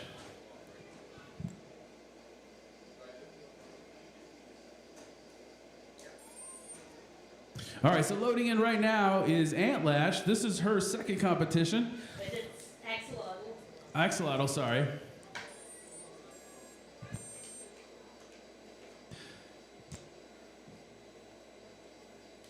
She's using one of the kit bots you can use to get started on this. This is a Viper kit. What's kind of cool about the Viper kits is they can come in multiple different configurations. On this one, she's got the horizontal spinner. But she's going to be going up against the Madman, who's also using a Viper kit in a wedge configuration. Now, he's upgraded his armor, so that front wedge is AR 500. And I can tell you, it is virtually impenetrable at this weight class. He has been taking abuse all weekend and has not seen hardly even a scratch. So on your right side, representing the Viper Kit horizontal spinners, Axolotl. Sorry, that would have been your right side. On your left side, Crazed Madman with his wedge Viper Kit. Drivers, are you ready? Then let's do this in 3, 2, 1, fight. And those bots are off the squares. The weapon of Axolotl is spun up, looking to connect, and Madman pushes her into the corner, pins her for a minute. You can hold a pin for 10 seconds. So he's got 7, 6, 5, 4, 3, and she works her way out of it before having full control there. The weapon is not spinning currently, so we might see oh no, there it goes again. Now Madman's AR-15 or AR-500 wedge might be upside down. That's not so good for the horizontal spinner. Although it puts on a nice show of sparks. The wedge on Madman's bot is pretty tough, but the soft target's going to be all right. Almost made it over, but the soft target are those wheels, which are made of foam rubber. And actually, with the blade spinning in the orientation it is, if it can hit those tires, it'll chop those right out from underneath them. Pitting for 8, 7, 6, 5, 4, 3, 2, 1, and we have to release that. Rules say you can only pin for 10 seconds. Why would you do that? Because it shows aggression, which is one of the categories the judges will use to judge this thing if it comes down to that. Had a hard time getting back uprighted after getting flipped. Under 30 seconds in this fight. But again, that weapon could still take those tires out. Oh, there was a big hit. Something flew off. I didn't see what it is. 15 seconds left in this. We don't see any weapon. Well, the weapon is still moving. And this will be done in 10, 9, 8, 7, 6, 5, 4, 3, 2, 1. and that's a fight. Thank you for the help on the countdown there. Appreciate it. Teenage Mutant Ninja Turtle down here. This one's going to go. Oh, it's a Hulk. Yeah, sorry. I should have looked closer. I'm not. That was a good fight, so this one's going to go to the judges. Again, what we'll have to, what they'll be looking for is damage, which sometimes when you have a control bot like a wedge is not terribly high, but damage, control, and aggression then. So those are the categories they'll be looking for in terms of calling this fight.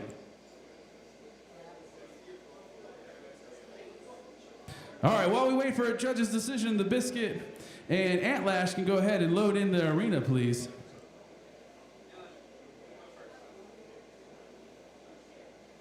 All right, we're still waiting for the judges. So how did you feel about being upside down most of the match? It was pretty rough, but now I know I can still drive upside down. It's just not optimal. I think it's given me some ideas for some upgrades so I can become an undercutter if necessary. But the other fight. It was a good fight. So what do you think, Madman? Who do you think this is going to go for? I have no idea which way this is going to go. The judges love to see damage, but occasionally aggression and control can win fights. I've proven time and time again that just because I don't have a weapon doesn't mean I can't win. This wedge, literally bulletproof steel. I hope to possibly go a little bit further in this competition. I'm in the losers bracket, so I'm practically walking on thin ice right now. Yeah, in the losers bracket, you're one and done at this point in time. Judges, we have a ruling here. Let's see what it is. All right, and the judges have spoken. Madman lives to fight again. Congratulations. All right, now loaded up in the arena for the next fight, we have in the gold, Antlash. Facing off against the Biscuit with the pink nose and the undercutter configuration. Remember, the Biscuit is a shuffle bot. Drivers, are you ready? All right, then let's do this in 3, 2, 1, fight. Both bots have weapons spun up, looking to come across each other. Now, one of the problems with the shufflers is once that weapon starts spinning, the shufflers don't make as much contact with the floor, and so you can see he's drifting a little bit. But again, with the weight advantage, that could serve to be his benefit either with a stronger weapon or armor. A slight weapon-on-weapon hit, nothing significant at this point in time. Antlash bounces off the wall looking for a shot. We saw a little bit of green, it looks like green printed material come off that, so it looks like maybe he did get a little, Antlash did get a little bit out of the Biscuit. Minute 15 remain in this one. Both bots seem to have, well, that sign's gone. Both bots having a little trouble orientating themselves to get a good hit. The Biscuit's going backwards. Maybe he's looking to keep that armor in his front side, but it does look like he's having some control issues. Oh, there we go. First big hit, about 45 seconds remain in this fight. Antlash bouncing in the corner.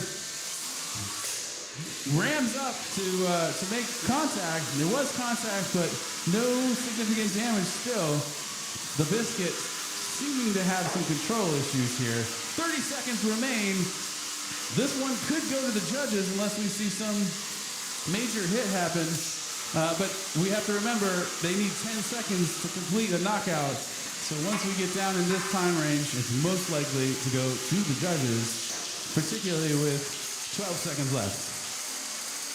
And this one will be in the books in 5, 4, 3, 2, 1.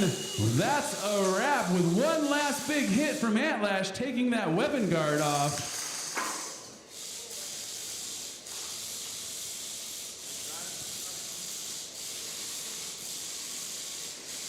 And that weapon, that nose guard is actually stuck on the weapon of Antlash.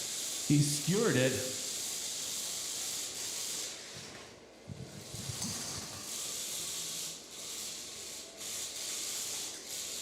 Coming up after this, Insomnia and Tyrone. You'll be loading up after this as soon as we get a decision here from the judges.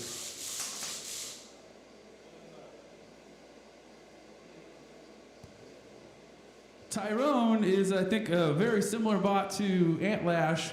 But Insomnia is a vertical spinner, and I think might be the longest reach vertical spinner we have here this weekend. It is a formidable bot. I've actually been destroyed by both of them. Oh, it is totally broken. I'm looking at oh my gosh, yeah, it used to be a circle, and it's like an Easter egg now. That was a big hit.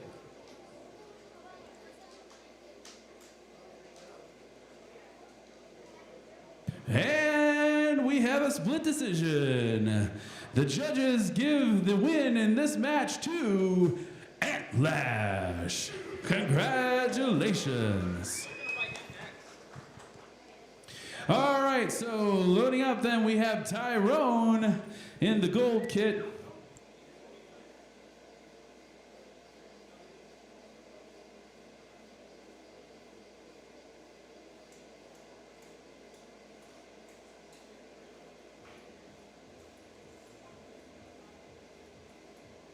All right, we're getting some logistics worked out here. Tyrone, it'll be loading up here, and then Insomnia to follow. Now, my favorite thing to talk about Insomnia is this is a very delicate robot. Watch carefully how he puts it gently into the box. I'm always amazed at the care and the sensitivity with which Insomnia loads his bot.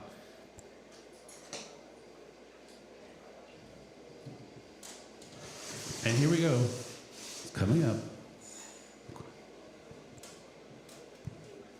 So he's going to put his bot in there, make sure it's turned on, And then he'll want to carefully place it in his corner.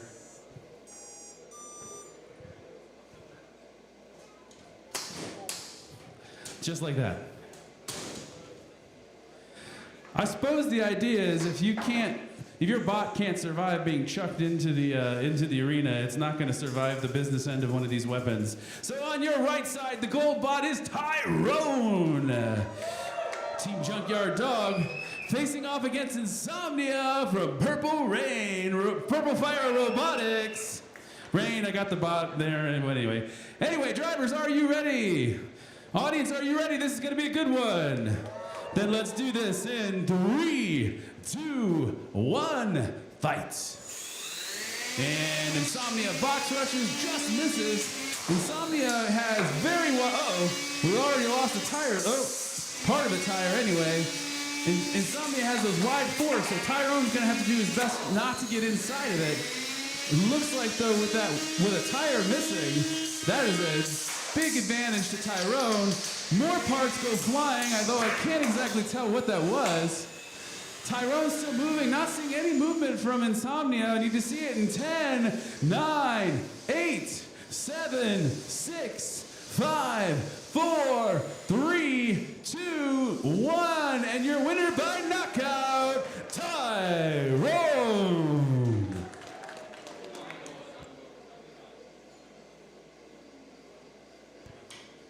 That was a good fight. I didn't go as long as I expected, but there was some definite carnage there.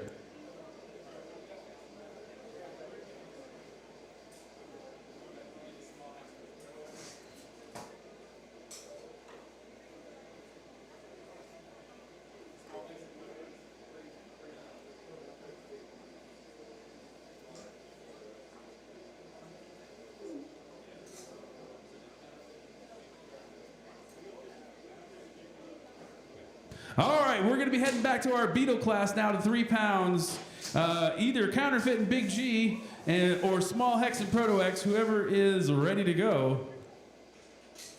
All right, we've got Small Hex here. Proto X, are you ready?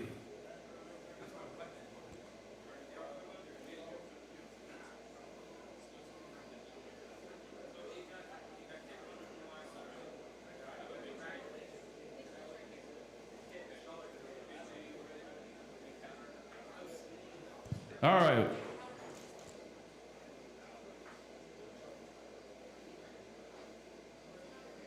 All right, so it looks like we're ready to go. Is Big G and Counterfeit, so we'll be loading those guys up. He brings his own fan club with him. Now these Beetles.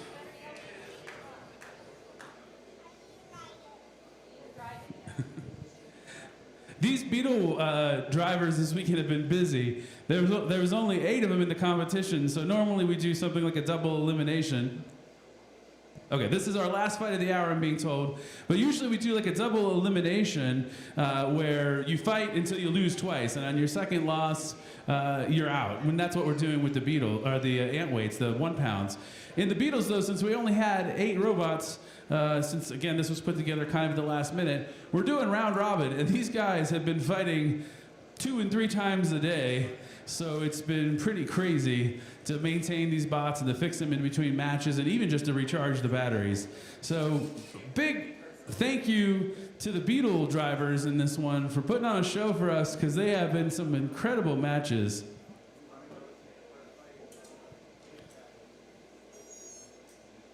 So loading up right now, sporting the Gucci look, is Counterfeit.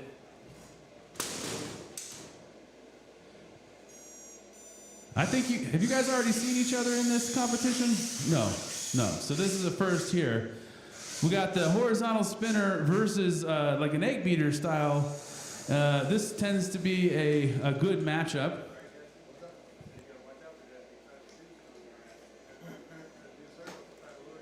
So loading up now, Proto X.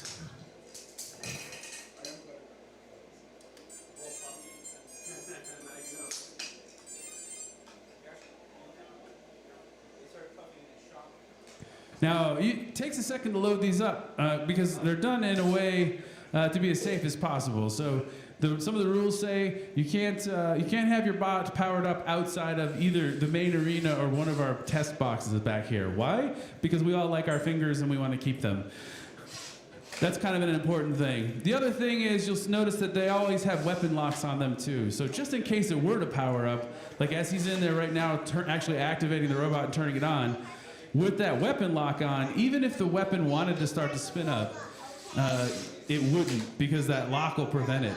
These weapons store a lot of energy, but they don't have a lot of torque for instant spin up. So generally you can hold the weapon from spinning up. But once it gets spinning up and it's spinning at like 20,000 RPM, that's where you get all that kinetic energy and can do damage to robots, as we've seen.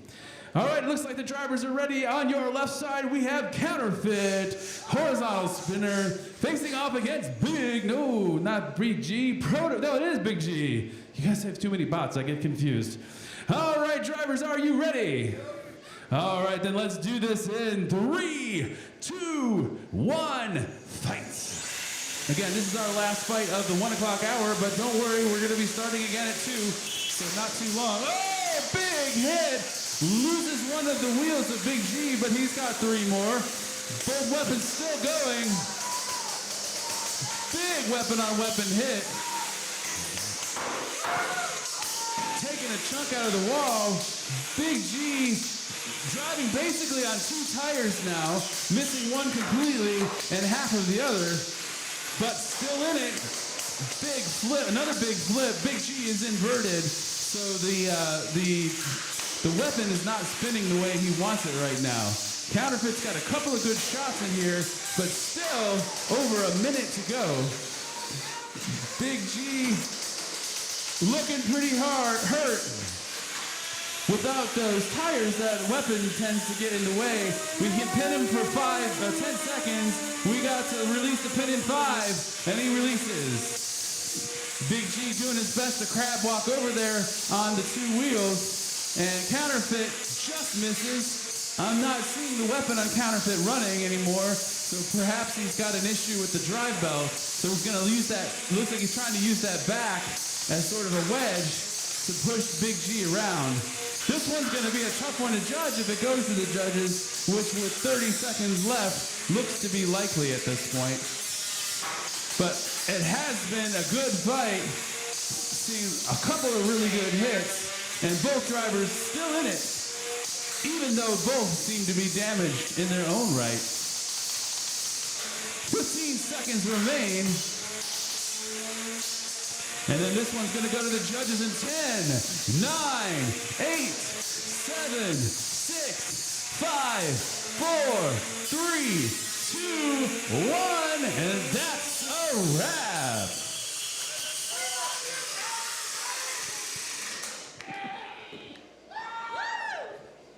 That was an exciting match.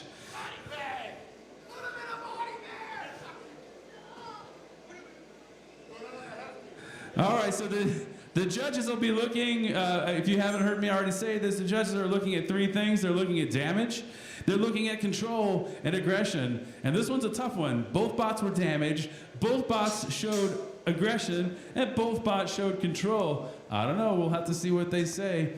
But let's hear it. What does the audience say? Counterfeit? Or Big G? Ooh, just like the match, too close to call. Sucks to be the judges because they have to make a decision. I just have to announce it. However, these judges are experienced and they have a better eye for these kinds of things than I do. Oh, okay, so we're looking at Counterfeit here, and actually what stopped it is the tire from Big G is wedged in his control belt. So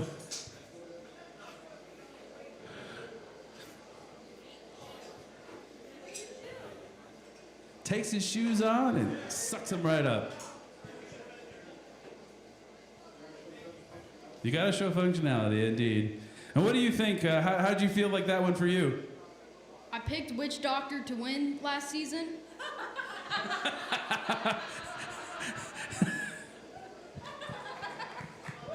I like that. I like that. When in question, grease the judges. By the way, he's going to buy one of the Camp Witch Doctor kits, I heard him say. Buy 2. All right, well, this is our, again, 1 o'clock, this is our last fight, but we're going to start back up in about 15 minutes. We got to let the drivers do some repairs, recharge batteries, so don't go too far. We got another round at 2, and then at 3 o'clock, that is our final round. Again, we want to say big thanks to Megacon for having us out here. We've enjoyed having you. You guys have been amazing audiences. We've had a lot of fun with you guys. I hope you enjoyed it too. So thank you for that.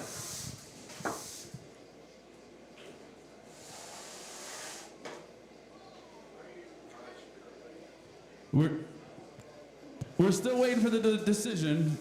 We'll tell you here in just a second.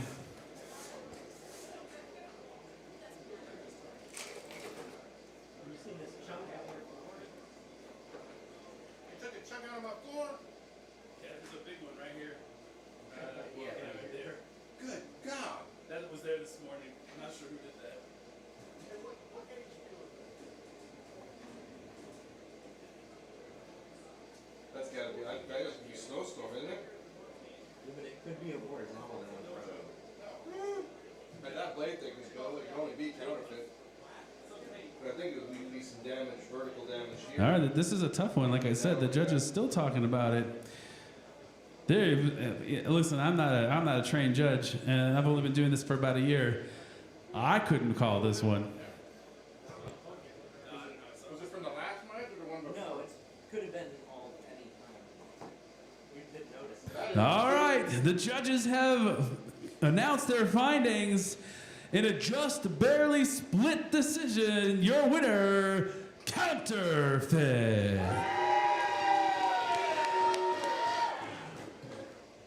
At least Junkyard, you don't have to buy those kits anymore. All right, we'll see you again at 2 o'clock. Thanks for coming by. And don't forget, 3 o'clock, that's our final one. Championship, prizes, you name it. Don't want to miss it.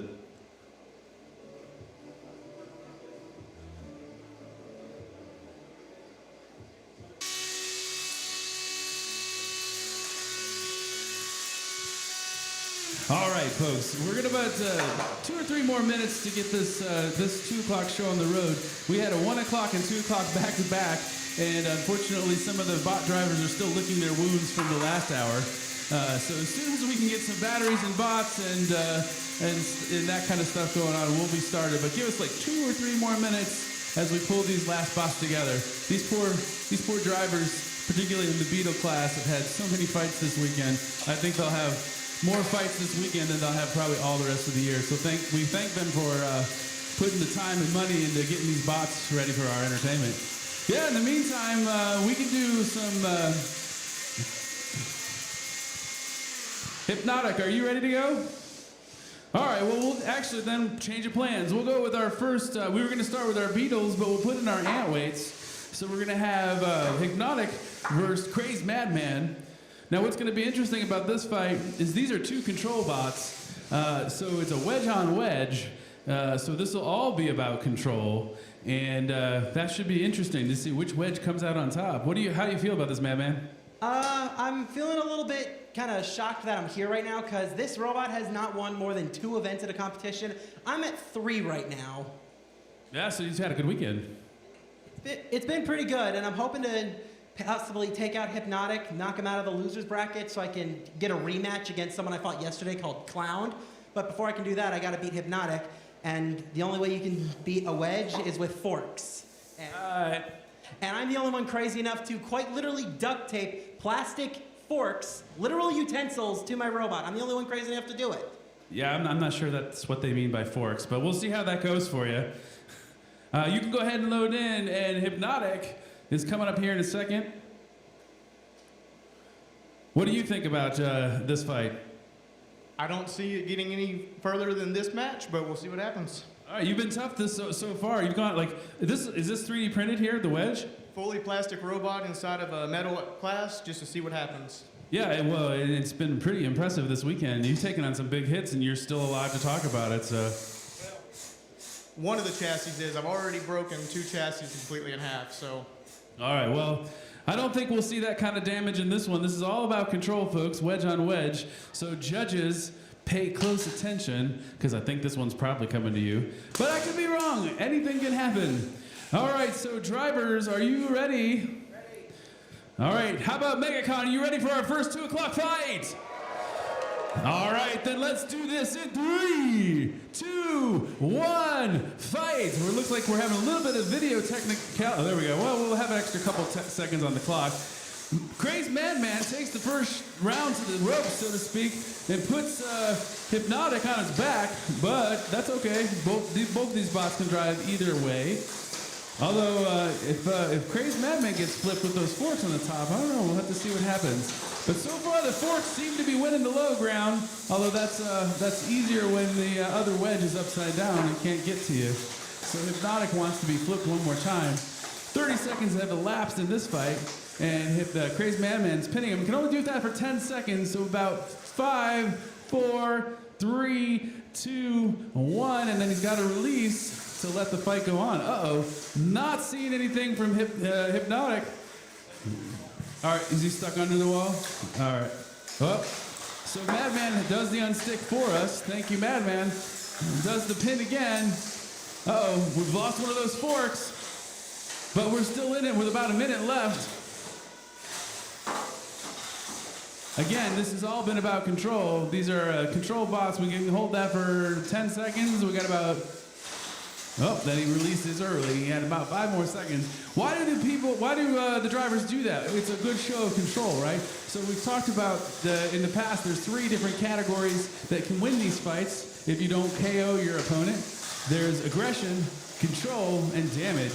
And when you have 2 control bots, you're not going to see a lot of damage, so it's got to be all about aggression and control with 30 seconds left. And, you know, he's living up to his name, Crazed Madman, with those forks. They actually work. 20 seconds left, and Crazed Madman unsticks him with 15 seconds remaining in this competition. And then this one, as expected, is going to go to the judges. And this one will do that in 5, 4, 3, 2, 1. And this one goes to the judges. But let's hear it first for the audience. Do you think it was Hypnotic? Let me hear some noise. All right, if you think it was Crazed Madman, let me hear some noise. Oh, I don't know, Hypnotic. The crowd might be behind Crazed Madman. We'll see what the judges say. And they say Madman. Congratulations, living to fight another day. Clown, I'm coming for you. Get your clown shoes on and get your makeup ready. I'm gonna take you down. And talking the smack against a 10-year-old first-time computer. They do have an overhead saw. It's a cool bot. I love this sport. All right, who do we got next? We got Food Fighter and Small Hex. And then after that, it'll be Snowstorm and Counterfeit. So now we're moving up to the 3 pounds, or the Beetle class. These, again, same things, just bigger, harder, faster, more chaos and damage. That's what we like to see here at Robot Ruckus. And today has been not disappointing in the least. Loading up right now, Food Fighter in the white and pink.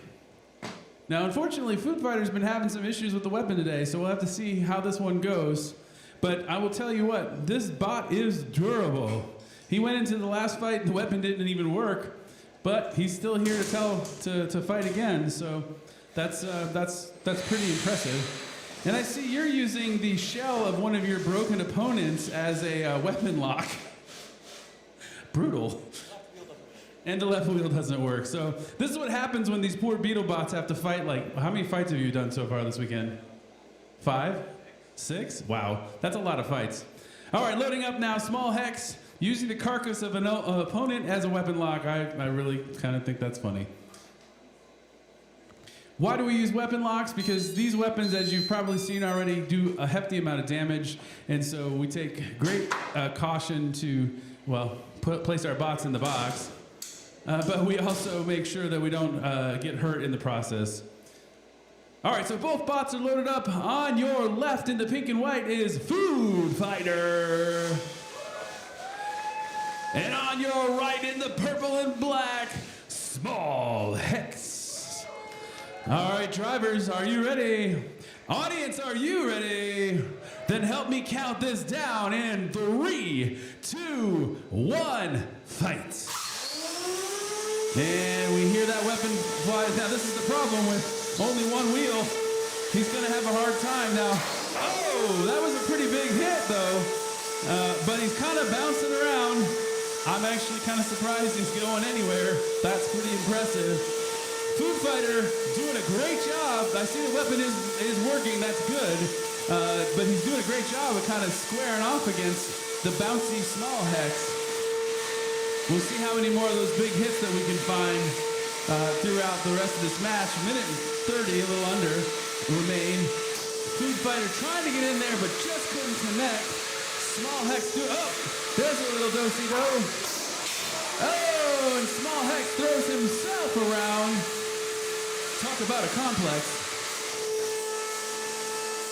Just over a minute remains. We hear some weapon on weapon there, but no significant damage. Other than to the poor wall of the arena. Oh my gosh, it's shredded in there. Hey Brian, you're gonna need some more bumpers. Just misses on that wheel. It doesn't look like Food Fighter's weapon is going anymore, so we got one bot with no drive, one bot with no weapon. This is called limping these things along until the end of the weekend, and we appreciate it. About 30 seconds remain, and Small Hex. You're actually supposed to drive into him. All right, there you go. Oh! Both weapons are now working. We see wood flying everywhere. The last 15 seconds of this fight has been exciting. Who's going to win it in 10, 9, 8, 7, 6, 5, 4, 3, 2, 1, and this one will go to the judges. But before we hear from them, let's hear from the audience. What do you, if you think it's Food Fighter in the pink and white, let me hear some noise. But if you think it's Small Hex in the purple, let me hear some noise. Oh, I don't know. Well, we'll have to see what the judges say. And like I said, they are looking for 3 different categories: damage, control, and aggression. And I saw a lot of each. Let's see what they have to say. And the judges have spoken. Your winner, Food Fighter. That was a nice fight, gentlemen. Thank you for putting that on for us, even though both bots went in pretty beat up to begin with. All right, so we're loading up next. Counterfeit versus Snowstorm. So right now, Counterfeit and Snowstorm. And you have been crowned. I'm not sure what you've been crowned, but you've been crowned. Just a reminder, this is our last regular round of matches, and at 3 o'clock we'll be doing our finals, where we'll be determining who's the winner of each of the classes, the ant weights and the beetle weights. So we have first, second, and third place trophies for our winners. They actually even get a little bit of money to help reinvest into their bots after a weekend full of damage. So there's stuff on the line. Also, we have 2 special categories. And compliments of Team Junkyard Dog. They've donated some drones here that they're going to give to some of our drivers for either the one that took the most damage or the one who spent the most time in the air. Sort of a fitting present for a fitting prize for that. All right, so already loaded up in the box, we have Counterfeit.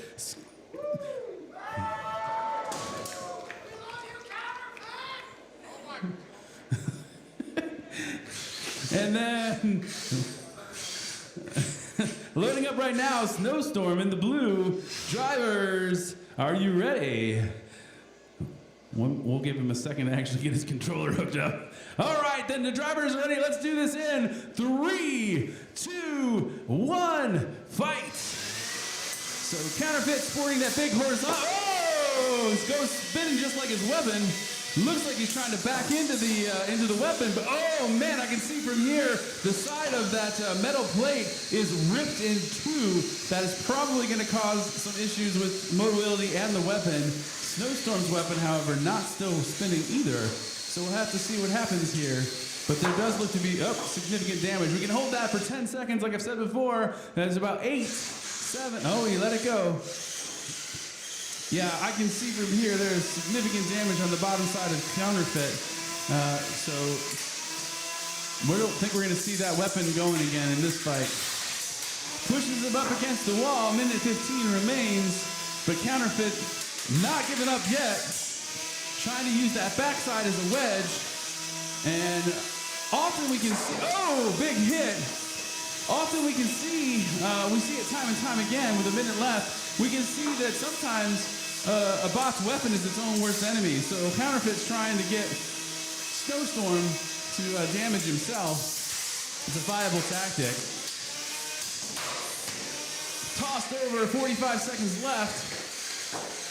Not seeing the weapon move on Snowstorm, but that can be tactical. Sometimes you save battery if you feel like your battery's running low. But now we're getting into a pushing match with 30 seconds left. We can hold that for another 8 or so. Counterfeit looked like it was going to get out of there, but then Snowstorm backed off. Pushing around in the corner again. Looks like Counterfeit might be having some mobility issue on the right side. 15 seconds remain, and this one looks like it's going to go to the judges. And Snowstorm firing that weapon back up at the end just to prove to the judges that it still works. 5, 4, 3, 2, 1. And that's a wrap. Wow, that was a big last hit. All right, well, this one's going to go to the judges. But before, what do we think? Do we have it for Counterfeit? The diehard fans in the face of adversity. Still a good show of support. How about for Snowstorm? We're all hoping for a day off school tomorrow, so bring the snowstorm. We'll see what the judges have to say in a minute, but that was an exciting fight. Boy, that looks like some damage there, huh? Yeah, it looks like my weapon blade went right through my frame again. Oh yeah, I can see that. Actually, the weapon, it was your own weapon that went through it then. Most of the damage I do it myself. Most of the, well, that's usually not a good design. Usually you want them to do the damage, but I have the same problem on my bot, so I feel your pain, literally. And the judges have spoken. Your winner, Snowstorm. He said he's going to contact our work and all of our schools to tell us we got the day off tomorrow because there was a snow day. So if you could sign those before you leave, that would be great. All right, I think we got a couple of ant weights now, no?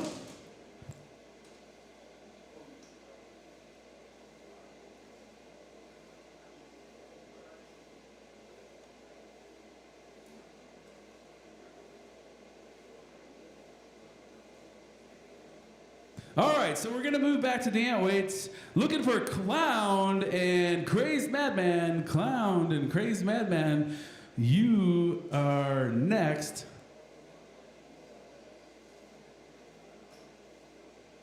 Sorry, Clown and Antlash. Clown and Antlash, sorry.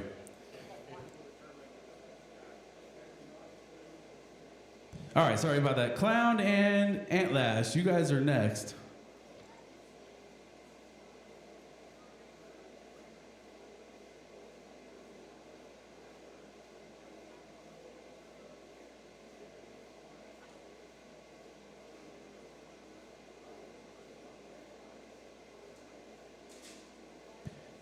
So this is not uncommon on the last day where a lot of the field has already been eliminated, that the drivers who are left, they have much less time in between fights and they need a little more time to put things together.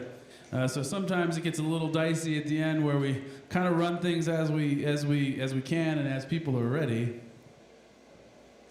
But we're looking for Clown and Antlash. They're coming with the screwing on the top plate, so we'll be here in a second. Clown is this is her first tournament. Her big brother's been helping her. She's got an interesting overhead weapon. It's like an overhead saw that can kind of come down, and then it's a 4-wheel drive too, which is actually pretty important in terms of giving you the speed and then also the power if you get into a grappling match. And in her case, if she would probably want to pin somebody against the wall and then try to bring that saw down on top of them. That's harder than it looks. That's harder than it looks. People don't like to be sawed in the head. I don't.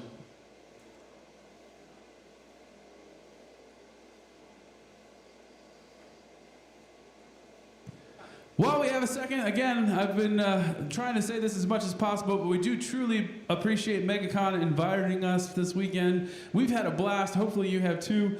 If you have and you've enjoyed what you've seen here, please let them know. We'd like to come back next year. Hoping we do. Robot Ruckus can also be found at Maker Faire Orlando. That's usually later in the year, usually like the first weekend of November. So check out Robot Ruckus as well. Maker Faire Miami, I think, is coming up in probably a couple of months, right?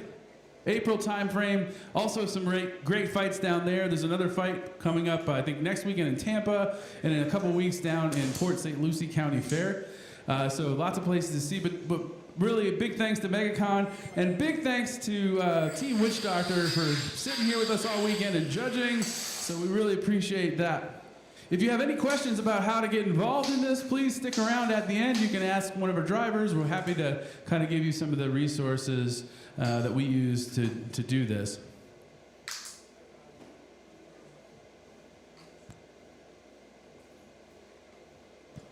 So Madman here is intently watching who's going to win this fight, because whoever wins this one is his next opponent. And you heard him talking trash earlier, so. All right, there goes that overhead saw. Seems to be working. So loading up on your left side, already loaded up in the gold, we have Antlash. And on your right, in the green and the black, with the overhead saw in her first ever tournament, Clown. Oh, so these are both, yeah, that's right. You're right. This is his first as well. So these are two rookie drivers, and they're already, they've made it almost to the end, which is pretty impressive for your first time. So, audience, are you ready? Drivers, are you ready? All right, then let's do this in 3, 2, 1. fight! All right, then they both come out. Oh, right into the wall. This could be a problem. Is she already flipped over? Antlash looked like he was going to help her out, but found the wall himself. Well, we got to see some movement though in 10, 9, 8, 7, 6. There's some movement. We'll give it a reset. All right, there we go. If you can't use the weapon as a weapon, use it as the main drive. That works too. Oh, big hit. Lost a wheel on the side. She's trying to crab walk with the... She's actually doing a pretty good job. Is the batteries... Okay, well, we're still going. About a little under a minute left. Antlash doesn't seem to be going in for the kill, but I think she's trying to get to the wall. He's going to try to... Oh! No, he's got her pinned to the wall, and that weapon's not going to start up. The weapon is on. I don't know if Antlash's weapon is working or not. Oh, yeah, well, he's going to show us that it is. Probably not a good sign for Clown. He goes in and does a little love tap, but she's still on her side. 20 seconds remain. She tries to get the weapon in there, but misses. And this one goes to the judges in 10, 9, 8, and he taps out your winner, Antlash. Oh yeah, look at that. There's actually wires all tangled up in there and everything. All right, Madman now knows who he's up against.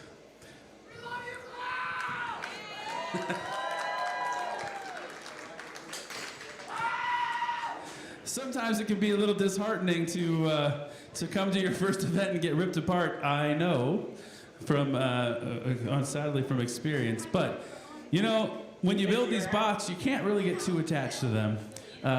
If you are, you're in the wrong sport. So you kind of have to. It's 3D. Yeah, it is 3D printed. So, but he hit that weapon, huh? Is that he hit your weapon? Yeah, it hit the weapon. He also cut one of the cords. Oh, so. So what are you gonna do differently next time? Probably try and cut the arm out of cutting board. And UHMW. that seems to be the thing that's snapping the most. Yeah, and it looked like maybe it's a little top heavy too. That's how you were on your side, so that's probably something else you need to look at. Well, good job. I hope you had fun on your first tournament. Thank you.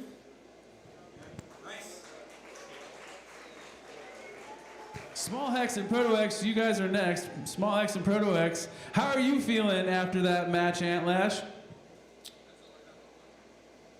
I feel good for me and bad for her. That's sometimes the hard part, right?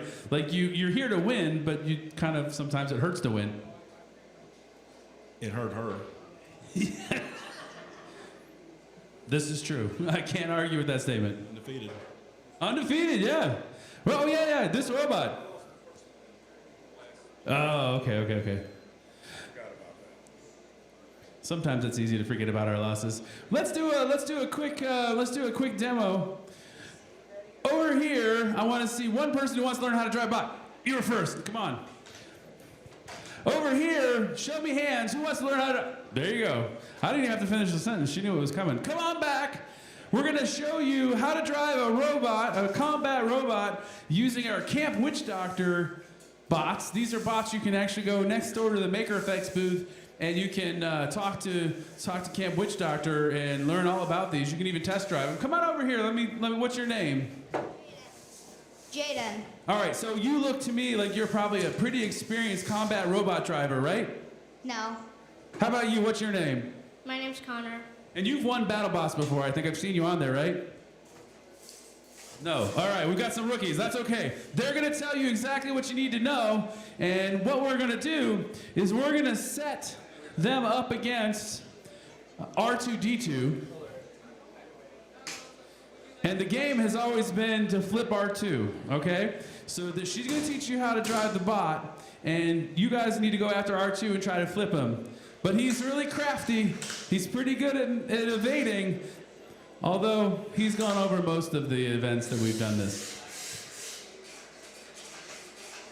So one of the things that I think a lot of people learn after they drive these things for the first time is it's actually really hard. It's really hard to drive these things. The drivers here make it look easy. So we have two bots in there. We have High Five, and we have Hungry Hippo.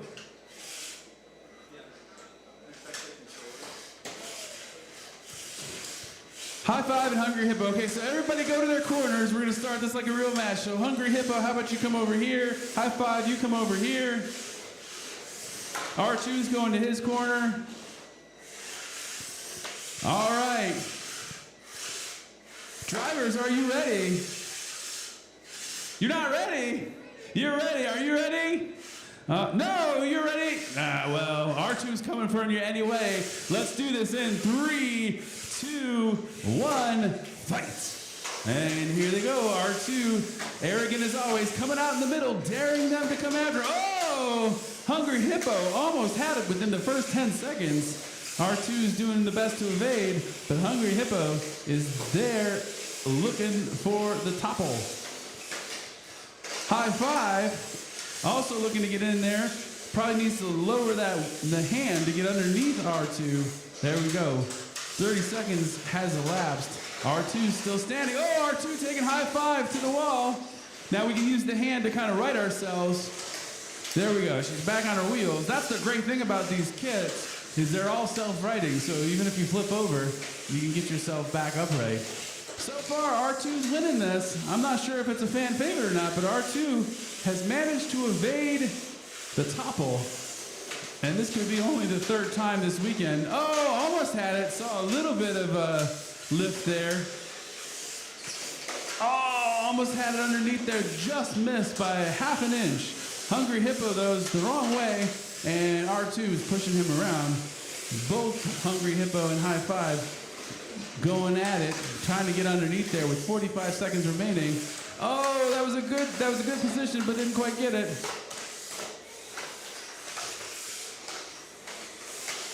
Now, again, the nice thing about these bots, that the bot kits, these are very safe. The kinds of things you can use without an arena like this. So they are a fun way to get involved and a safe way. So it looks like, R2 almost bit it on that one. But so far, there's only 20 seconds left. High Five and Hungry Hippo decided to take out some of their frustration of not tipping over R2 on each other. But R2 looks confident that he's going to make it through this in 5, 4, 3, 2, 1, and R2 remains standing.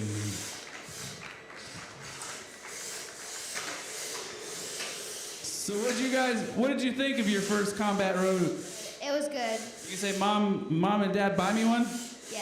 All right, that's good. How about you? Hungry Hippo will tell you. Yeah, Hungry Hippo.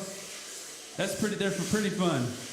All right, well, thank you for being good sports and helping us demo the kits. And let's see, we got, here you go. Have a sticker for you. And by the way, I like both of your costumes.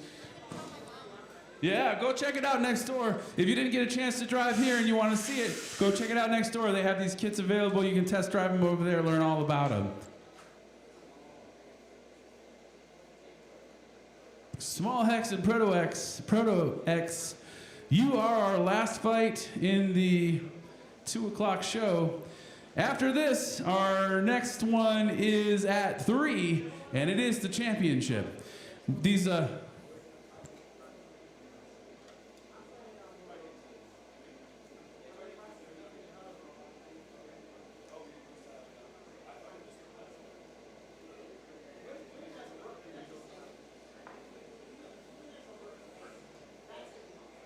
Okay. All right, so Small Hex and Proto X, we can load up.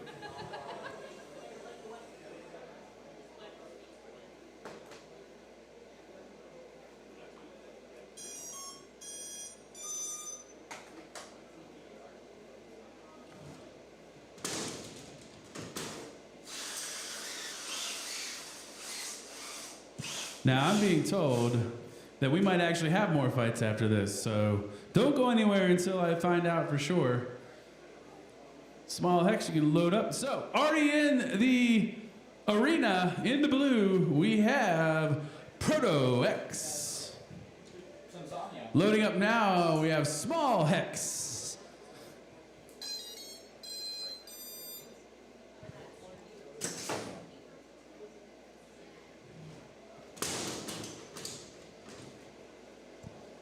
All right, both bots are loaded up. The drivers are getting ready.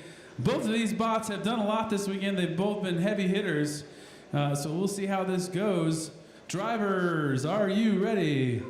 All right, we got 2 thumbs up. Then let's do this in 3, 2, 1, fight.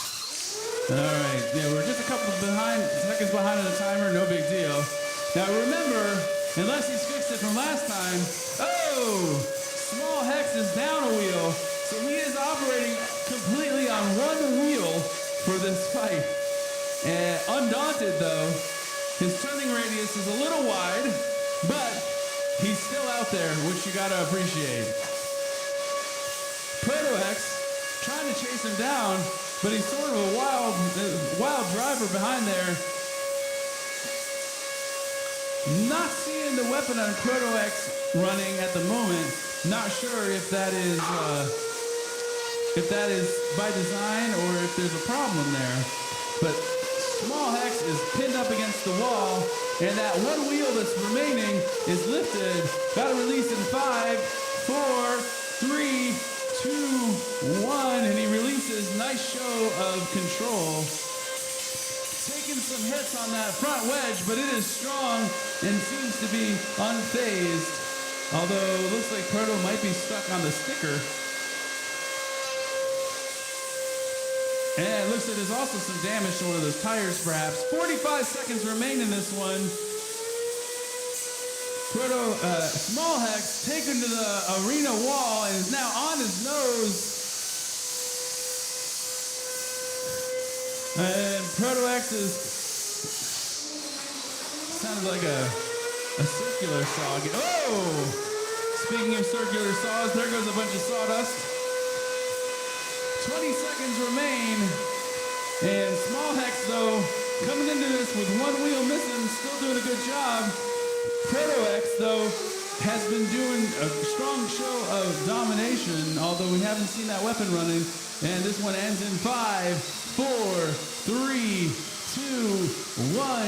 And that's a match. This one goes to the judges for a final decision. Audience, what do you think? Is it Proto-X in the blue? All right, but if you think it's Small Hex in the purple, let's hear it. Small but vocal crowd. There's hexes and X's, and we'll have to see what the judges say in just a moment.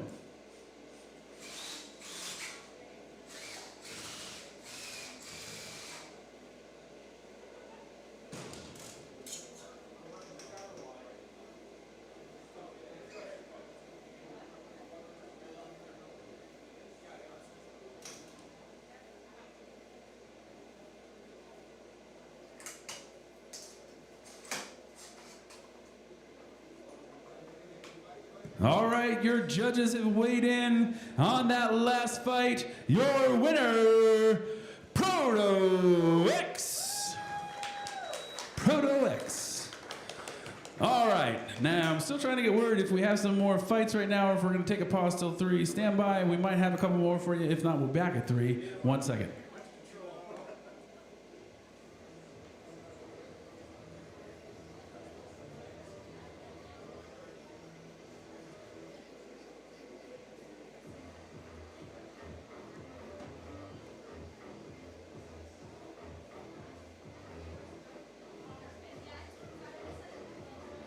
White and blue Hypnotic drivers, are you ready?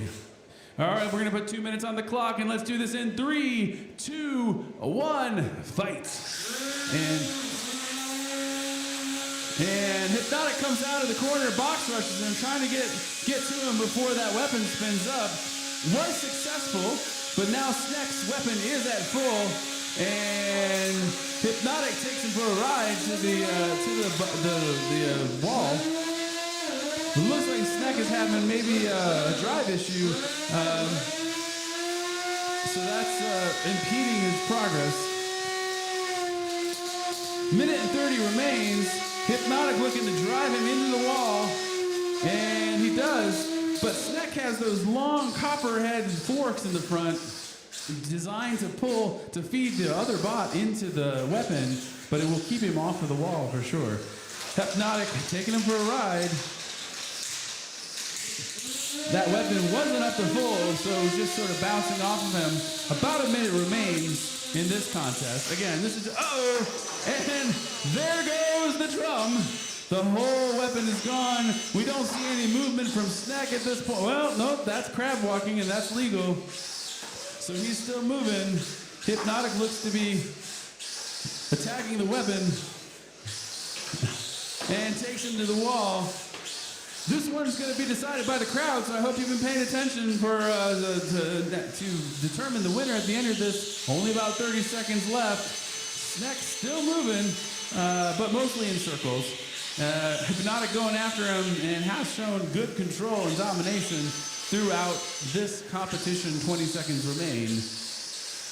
Pushes him back to the wall and can hold him there for 10 seconds before he has to release. That's about another 5. And he releases. 10 seconds remain, and this one will go to the judges, which are you folks, in 3, 2, 1. And that's it. I almost said fight, but we already were fighting, so. All right, so audience, you are the judge. If you think it was in the maroon Sneck, let's hear some noise. Okay. But if you think it was the white and blue Hypnotic, let's hear some noise. Well, I thought Sneck was going to win it on a minority vote, but I think your winner is Hypnotic!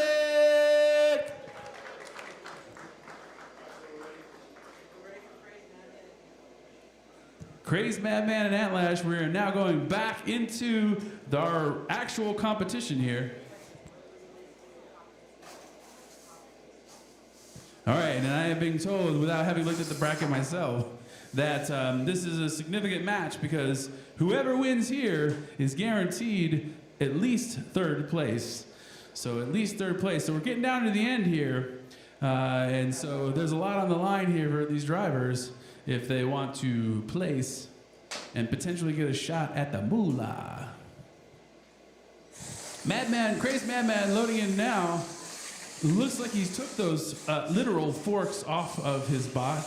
So he's gonna go at Antlash with just that AR 500 wedge.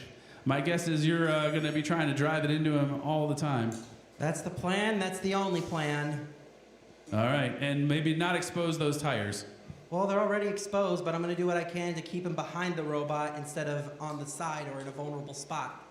All right, did you have any particular strategy here? I'm going to close my eyes and just drive. I like that. That's pretty much how I drive too. And I think that's how most drivers on I-4 do it too, is just close their eyes and hope for the best. Anybody here from Orlando will know exactly what I mean. And if you're not from here, it's like I-95 in Miami, so if you need another analogy. All right, so Crazed Madman is on your left. He's the wedge bot in black, facing off against Antlash. Where'd he go? Oh, he's right over here. He'll be on your right. He's the gold. Drivers, are you ready? All right, Megacon, this is coming down to the final stretch. Let's hear it for these guys. In 3, 2, 1, fight. And Crazed Madman comes off pretty quickly. Antlash, I can't really see. All right, I'll watch the TV. Antlash's weapon is on. I'm about a second behind the fight, just so everybody knows. Antlash is upside down. Although that bot kit should be able to go either way. Crazed Madman trying to chase him down and not let that weapon get spun up. That's his strategy. So if he can get that thing pointed into the wall and not or squash it like that, pinned for 10 seconds. So he's gonna have to release that in about 5, 3, 2, 1, and needs to release, which he does. Antlash gets out. I'm not seeing that weapon moving though. That could be tactical. There it is. Gonna prove me wrong. Could be tactical or a problem. Big hit. Saw some stuff flying. I see like a screw or something in the arena, but that could have been there from before. About a minute remains in this one.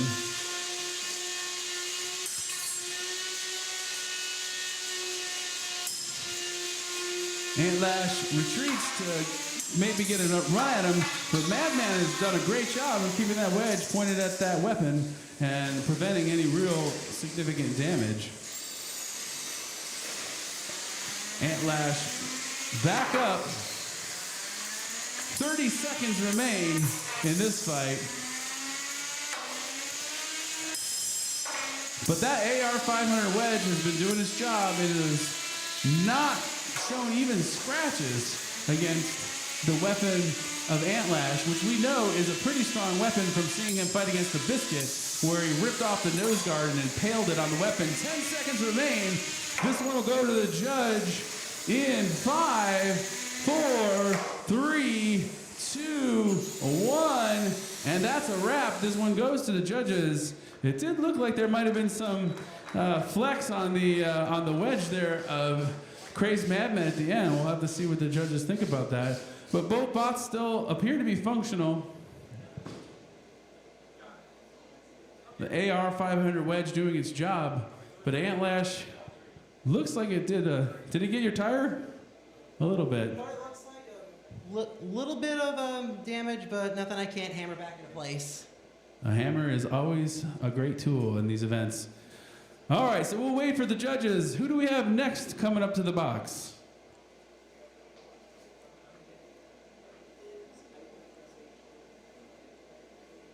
Hyperfixation and Food Fight. Are you guys ready? If not, we have a grudge. All right, we'll do the grudge after this while we wait. So go ahead and load up the grudge if you're ready. As we wait for the judge's decision here.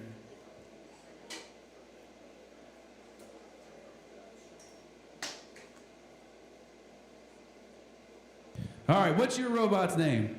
Pushy. Pushy, right, that's right. And is this your first competition? Yes. Are you having fun? Yes. Are you going to be back? Yes. All right, what's your strategy? To push. Push. Yes, there you go. All right, Pushy's loaded up, so we've got wedge on wedge again. We saw Hypnotic just a second ago. What do you think? My battery's about to die, so we'll see what happens. All right, so we could lose on loss of electrons. That does sometimes happen. All right then, Pushy versus Hypnotic. Are you ready? Yes, They're still deciding. We'll let you know after the grudge. In 3, 2, 1, fight. Yeah, I kind of forgot about announcing the winner. Sorry, judges. Didn't mean to steal your thunder. But we'll give you the thunder back after this. Just remind me. 10 seconds down, we got wedge on wedge. So this is the battle of the low ground. And so far, Hypnotic seems to be getting underneath Pushy. But as you said, his battery's dying. So Pushy might just need to last a little bit longer than Hypnotic and can call victory on this one. But as you can see, we have drivers of all ages here. Old fogies like myself drive, and then we have people as young as 7, 8 years old who drive as well. So it's a lot of fun for any age to get involved, and you don't have to be a mechanical engineer to get involved. You can build these yourselves, or you can do kits, anything, but it's a lot of fun. We encourage everybody to get involved. If you have any questions, stick around afterwards, and we're happy to answer them. Any of the drivers are happy to answer them. A minute is down in this fight, and as expected, both the bots have been battling for the low ground, and Hypnotic's been doing a pretty good job, but I can't tell if he's slowing down or not, if that battery is actually finally giving the ghost. But 45 seconds remain at this point in time. Pushy is undaunted, however, and still coming at him with everything Pushy can muster. And we hear a small chant in the background, or Pushy, Pushy, Pushy. No pressure, but you got a fan club.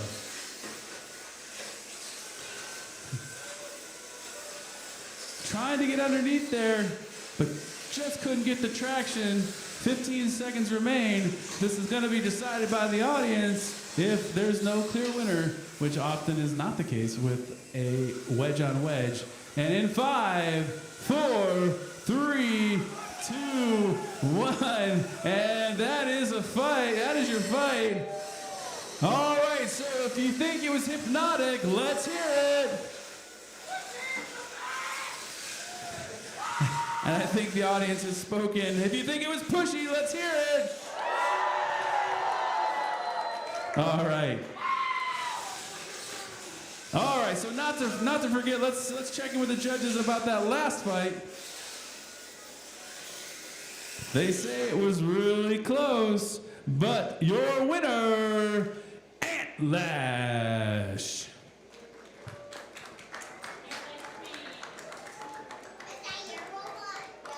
All right then, who do we've got? We've got Food Fighter and Hyper FX.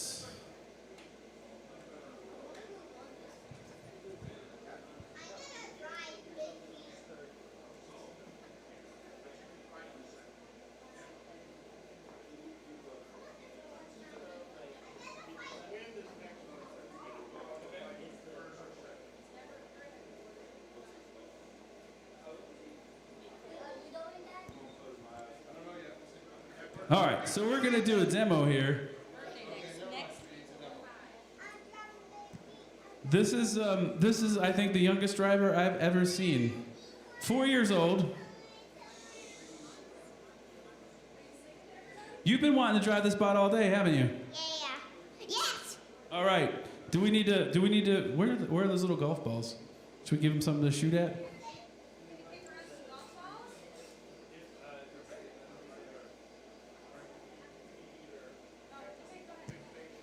Hyperfixation or Food Fighter?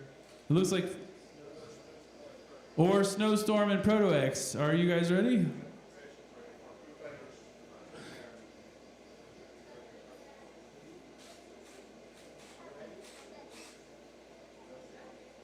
So Snowstorm, all right. Hold on, hold that thought. We'll come back to you. We're gonna get one of our regularly scheduled matches in, and then I promise you, we will get to you.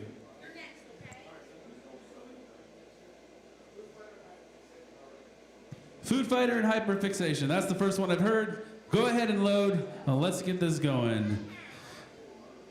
So again, this has been a little confusing because we're doing this in a way that we don't normally do it, and the software hasn't supported it very well, so we're trying to sort of manually figure out all these brackets to get down to the winner of the Beatles. Loading up right now in the arena is Food Fighter.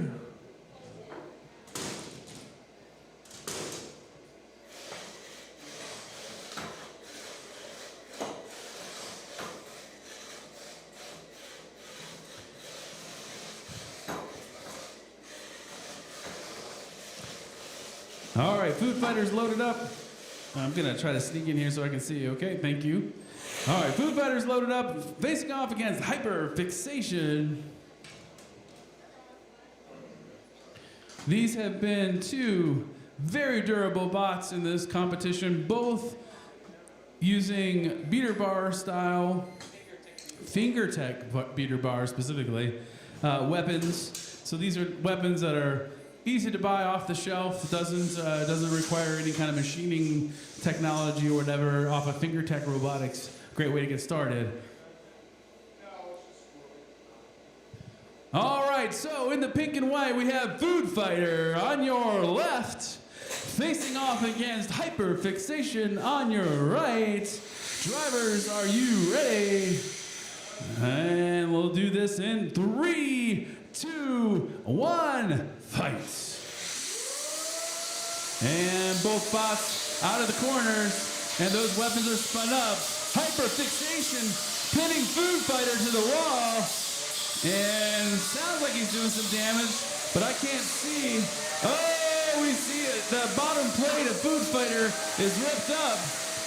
This is not a boring fight at all. Coming around the side of Food Fighter, and you can see that damage on the bottom of Food Fighter is making it a little hard for him to control because he's grinding into the floor, but he is still moving. Just with a little less control than he probably wants. It's been an exciting 45 seconds already. Let's see how this ends. A little bit of weapon on weapon. Food Fighter hits Hyperfixation, but then Hyperfixation giving it right back. We see those sparks from the weapon on weapon. Food Fighter up and over end to end. Under a minute remains.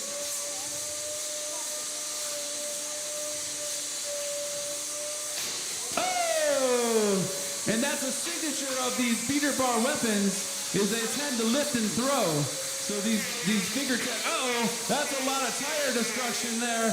Not good for Food Fighter. 35 seconds remain, and this one has been very exciting. But both bots still in it. Both bots still moving. It's not over till, we don't have a fat lady, but until the fat lady sings, as they say. And Hyperfixation, puts Food Fighter on his nose. 15 seconds remain. Taps him over. This one ends in 10, 9, 8, 7, 6, 5, 4, 3, 2, 1, and one more hit. Food Fighter. That is a match. Wow. A very exciting match. This one's gonna have to go to the judges, but oh my, that was a fun match. Guys, thank you for a real exciting finish as we're coming up on the last matches here.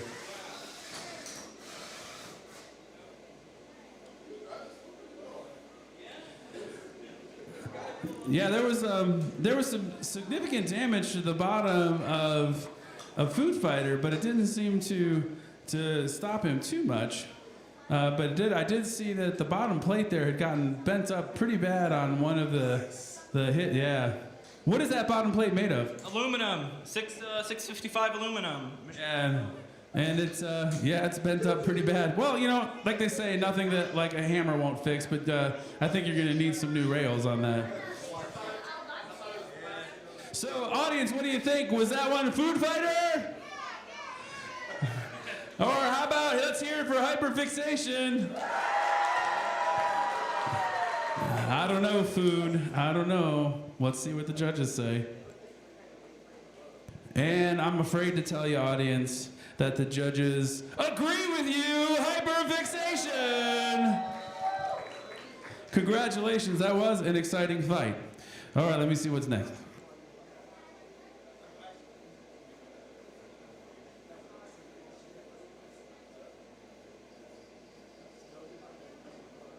Snowstorm and Proto-X. Snowstorm and Proto-X, are you ready?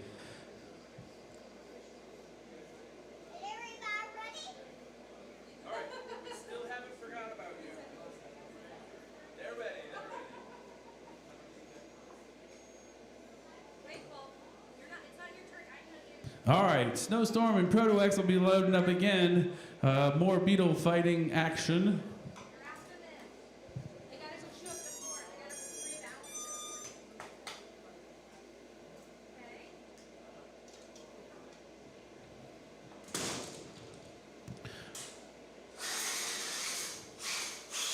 All right, loading up right now. Proto-X. I think this is the first. Is this the first time you guys have put Proto-X out there? This is the first competition? No, it's not. Okay. But the design has been out there before. Okay, so it is a new design. All right, so this is a new design. And then Snowstorm, who's been a crowd favorite. Both of these bots actually have been crowd favorites all day or all weekend. This has been just some amazing fights this weekend. Been a lot of fun. So, on your left side with the blue in the metal wedge, Proto-X.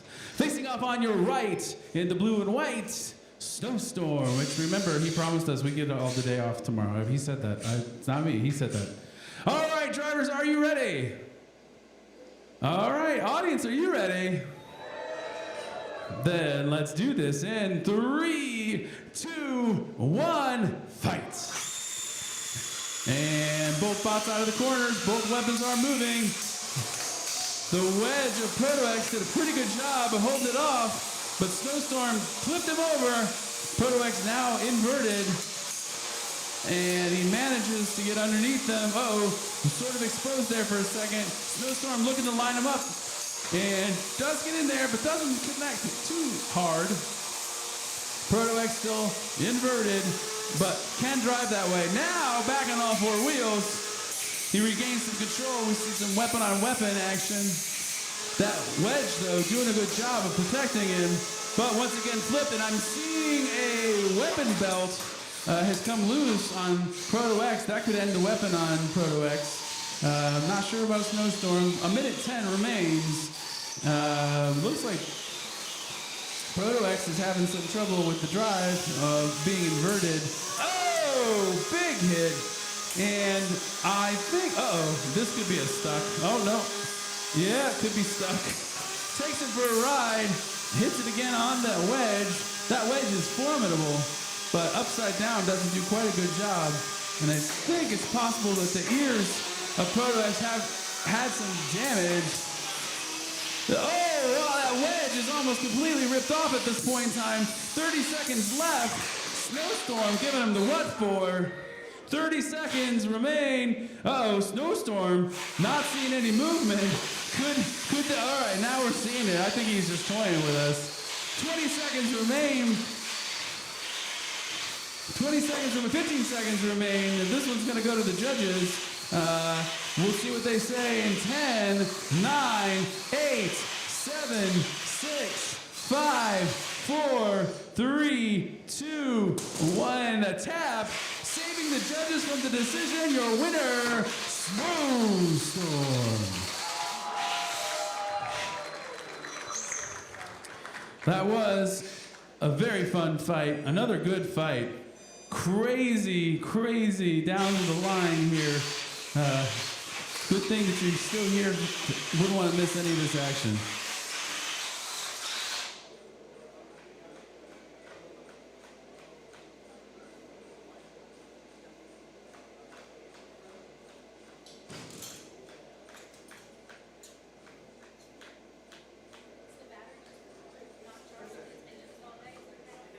All right, Antlash, how are you doing?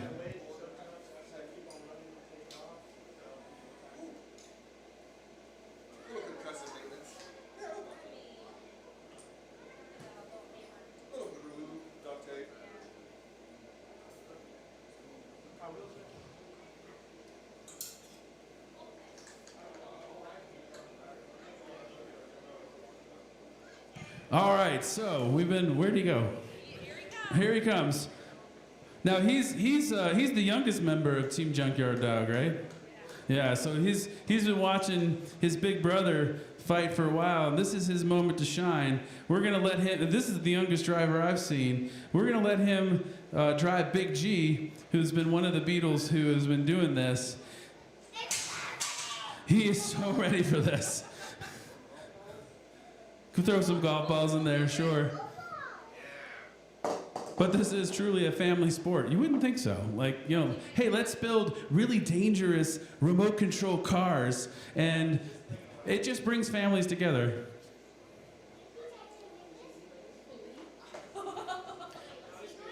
He's good. He's at eye level. All right, so his big brother is going to help him out. But this poor kid has been watching this all weekend, and we thought, hey, this gives us a little time to let some of the other bots get prepared. And this is, as far as I know, the youngest BattleBot driver ever.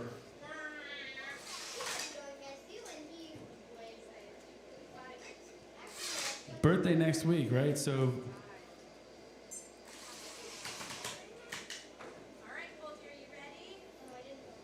Now, so I don't get sued. I don't recommend letting your 4-year-old drive a BeetleBot for the first time unsupervised. That's a bad idea.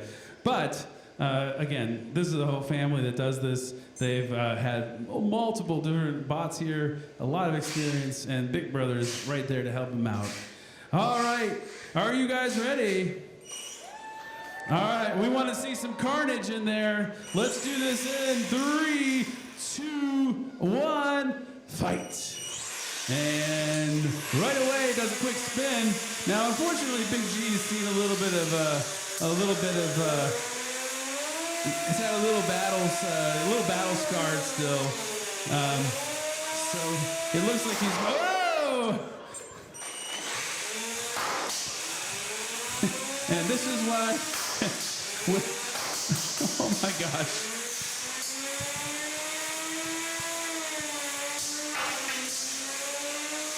Almost hit the golf ball.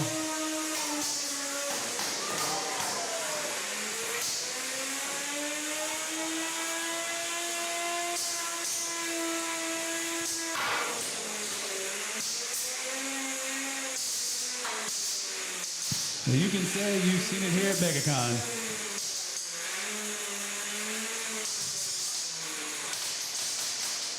And it looks like we were stuck there against the wall, but going after the carcass of counterfeit. That's a nice.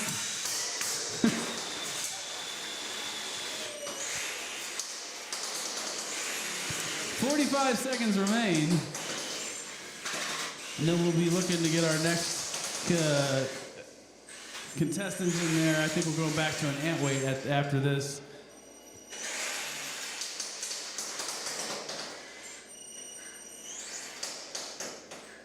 After this, it'll be Insomnia and Antlash. Uh-oh, I think we might have some weapon and drive issues. This might end this one, and the battery's done. So, okay, we're gonna shut things down.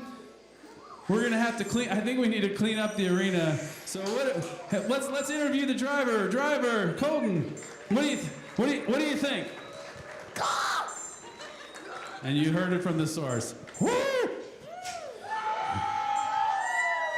All right. Okay, so we need a second to clean out the arena. It looks like a wood shop in there. We'll get the little golf balls out of there and whatnot. We have our next battle will be back to the Ant class. So we're gonna have Insomnia versus Antlash. This is actually our first. This is our first final, right? Semi-final. So whoever loses this, whoever wins this is third. Whoever wins this is third, and then whoever. Is that right? Yes. Whoever wins this is at least third. Moving on to the. I don't have the bracket in front of me, so.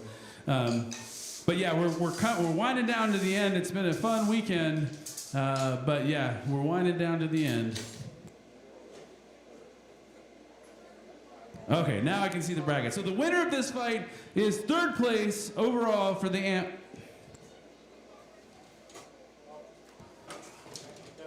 Please hold.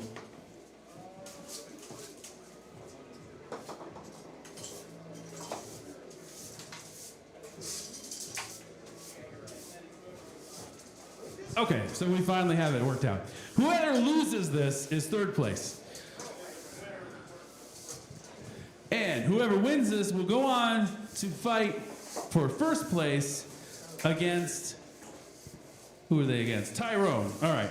So Tyrone is in the final already.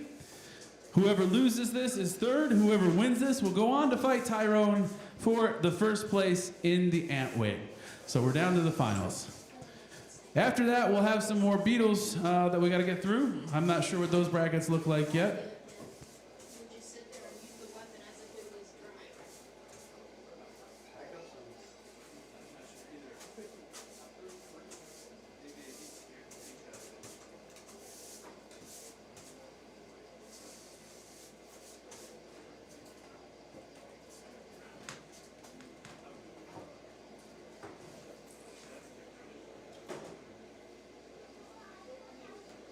All right, so loading up here for battle for third place and or second, Antlash and Insomnia.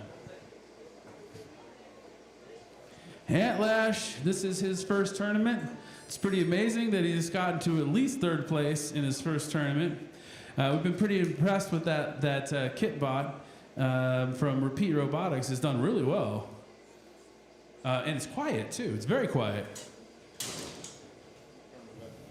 All right. He says, I'll turn the weapon up. Maybe it's just me. Maybe I'm just hard of hearing, which is, yeah, could be a thing. There should be a pin in the top of that. Hey, did someone steal our pin again?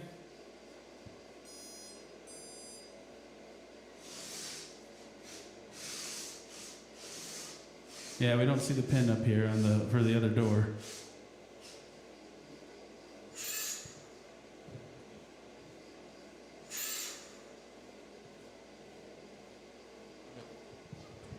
All right, sorry, we just want to make sure the door is secure.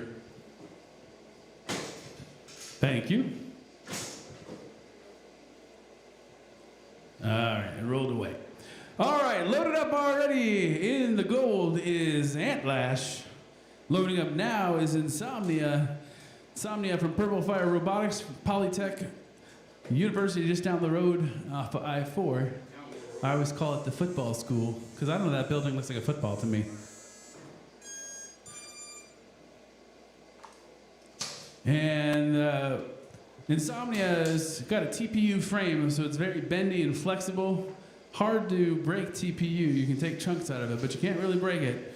All right, Megacon, we're coming to this final stretch. Are you guys ready? Everybody here is guaranteed a place. If you lose, it's third. If you win, you move on for first and second. Drivers, are you ready? Then let's do this in 3, 2, 1, fight. And Insomnia pulls out quickly, takes Antlash on head to head, just misses, and that was not a just miss. This is typical Insomnia. Throws his opponents across the way. He's got those really wide forks on it, makes it hard to get around the outside. Weapon on weapon, it looked like. but Antlash takes a beating, but still going, not seeing, well, it looks like that frame could be cracked up top, the carbon fiber, stuck against the wall. Insomnia says, I'll help with that. 1 minute and 10 seconds remain. Antlash, though, still going. Uh-oh. That weapon on Insomnia looks like it's cockeyed, and the whole frame is a little cockeyed, making it hard for him to move. He is still moving, but not well.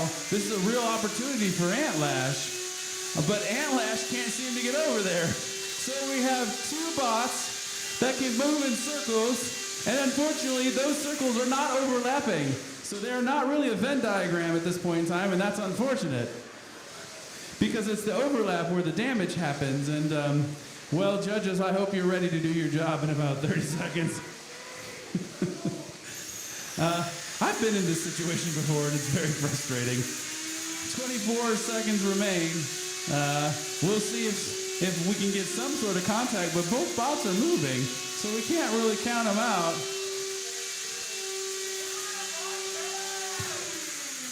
It is a bloodthirsty crowd.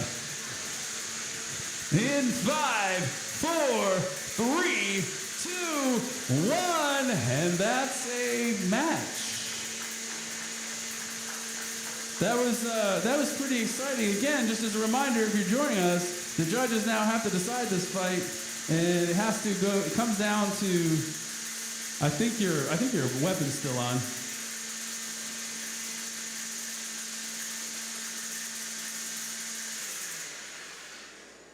All right, there we go. The judges are looking for a couple of things: damage, control, and aggression. So usually what they do when they're watching these matches, they have their little score sheets there, and they're looking, they give some of them, like just kind of give little tick marks where they award a damage point to one of the opponents or control. Again, this one's going to be a tough one to call. Sometimes people think that damage is the whole story, but it actually really isn't. It is, if you look at like BattleBot scoring, even if you do a bunch of damage, but the other opponent has all the control and aggression, you still lose. So damage isn't the only story to tell here. So yeah, we'll see what the judges say in a bit. Coming up after this though, what do we got next?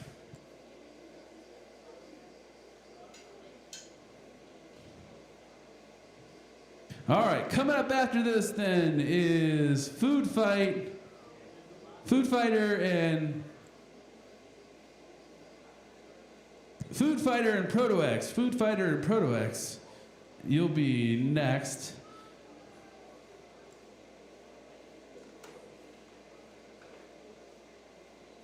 Still waiting for the judges' deliberation on that last one. Again, very tough one to call.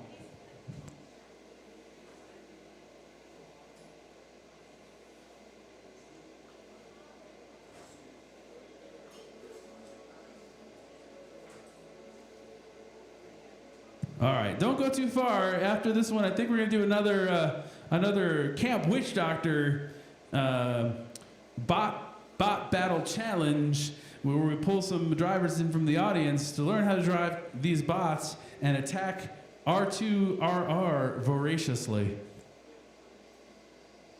Oh, all right, so it is a split decision. It is a split decision, meaning the judges don't fully agree. Before I tell you what the judges think, audience, would you rate that one for Insomnia? Or do you give it to Antlash? Seems to be split in the audience as well, but the judges have spoken. A split decision to give the win to Insomnia. But that's not bad. Antlash on his first tournament has taken third place in the Plastic Ants. All right, I want to see one volunteer over here who's never driven a bot. All right, there you are, back there. Come on up. Over here, who's never driven a bot before and wants to drive a bot? There you are. Come on back. We're going to teach you how to drive a BattleBot. I think. You can, probably go around is the easier thing to do.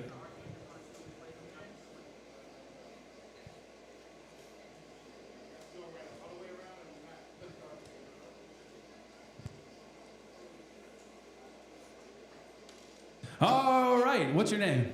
Kelly. Have you ever driven a BattleBot before? No. Okay. What's your character? What are you cosplaying?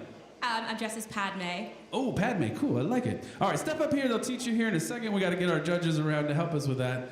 And who do we got here? What's your name? Graham. Graham. And who are you cosplaying? Jack Cooper. From Titanfall. All right. And you've never driven a BattleBot before either, right? All right. Well, step on up, and we'll give you a little primer here. The name of this game is Topple Over R2. And yesterday, he didn't do so well. But today, I think he's only been toppled once. So you guys have a challenge against taking over R2. He's getting a little cocky, so I think you need to like take him down a peg, okay? All right, so what we're gonna do is we're gonna give them a quick lesson on how to drive. These drivers make it look easy, and I can tell you it is not. It is not easy. When you first get this controller in your hand, the hand-eye coordination to keep it straight and go fast and lift the arm, and it gets to be quite a bit. So it takes a little while to get used to driving these things, but we'll see how they do. All right, so we have High Five and we have Hungry Hippo. If you guys want to take a corner, we'll go ahead and put this match together. Are you driving High Five? All right, and you're Hungry Hippo. Go ahead and put Hungry Hippo in the corner, and let's go ahead and do an official countdown and get this match started. Audience, are you ready to see R2 go down? I don't know. Padme might have a conflict of interest here between attacking her droid. All right, then let's do this in 3, 2, 1, fight! And R2 confidently strolling out in the middle like, you can't get me.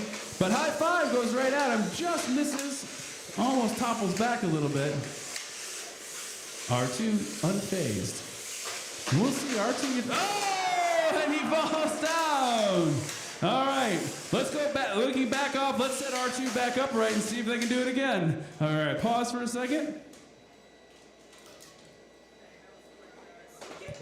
Yeah, R2 has never gone down so quickly. So much for the relationship between Padme and her droid.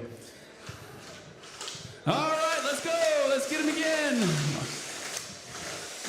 Uh-oh, Hungry Hippo was almost going to go over, but both of these little bots are great. They don't require any tools to put together.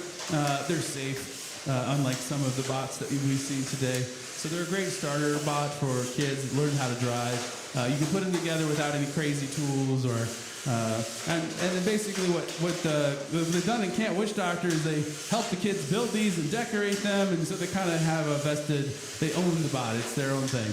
R2 though has been toppled once, doesn't seem to be too afraid, keeps going right in the middle of it all. Oh, toppled twice! Wow, all right, now I think they need to go after each other for the last 50 seconds. Let's see if High Five and Hungry Hippo, oh my gosh. The carnage. Poor R2.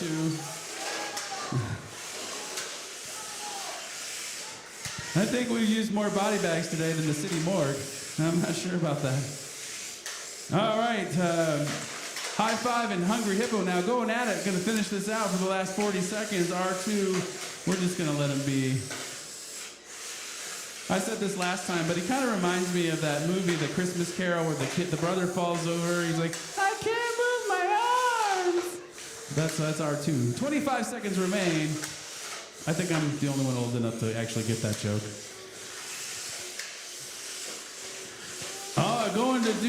Going after R2 some more. Less than 15 seconds. Hungry Hippo couldn't quite get under there. This one ends in 5, 4, 3, 2, 1, and that's a wrap. All right, so what did you think as a young driver? What did you think? Was it hard or easy? I think it was pretty hard to get used to the controls, but after a while, it turned out to be pretty easy. All right, well, maybe you have a career in BattleBots. Thank you for volunteering for us. And how about you? What did you think? that was the best thing ever. That was amazing. I love that one. Yeah, these are a lot of fun. Like I said, go next door over to our friends at Maker Effects, and they actually have some of these kits that you can go demo and test drive if you were interested in them and haven't had a chance to drive them here today. Quick shout out while we have a second. Again, I've said this several times today, but we're really grateful for Megacon inviting us out here. It was kind of a last minute thing, but we pulled together a show for you. So grateful for that. If you've liked what you've seen today, please tell Megacon. We'd like to come back next year and make this an annual thing and maybe even make it bigger with a little bit more audience participation. Robot Ruckus is a local group that puts these on. These kinds of events on. If you are not familiar with Maker Faire Orlando, that happens every November here in Orlando at the fairgrounds, Orange County Fairgrounds. Big tournament, like 10 times bigger than what you saw today. 160 bots last year. So come check us out then. But huge thank you to Build Fight Fun, who provided all the AV and the arena for us. Thank you so much. Let's give them a quick round of applause, because without them, this wouldn't have happened. And then finally, our judges from Team Witch Doctor from the show BattleBots, who have been here all weekend watching these fights and making the hard calls so I don't have to. Very grateful. All right, who do we got next?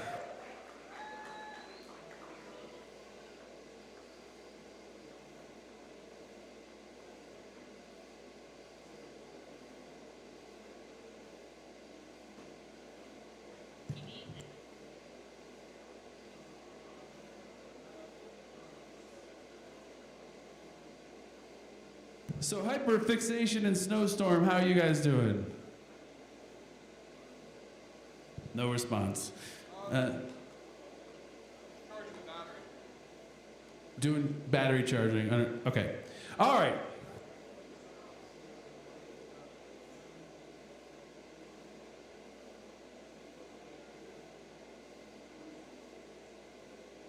All right, we're gonna do a little demo. You wanna go throw some stuff around? You said you're gonna kind of just do a damage demo for us? All right. So this is what happens towards the end of these competitions as we get down to just a couple of robots. We try to guarantee 15 minutes in between each fight because I don't know if you saw the condition of Insomnia after the last one. He was kind of like this, kind of cockeyed. So he's got to fix that, but also batteries take time to charge. So we need some time to charge up the batteries. We're down to basically our last 3 or 4 fights.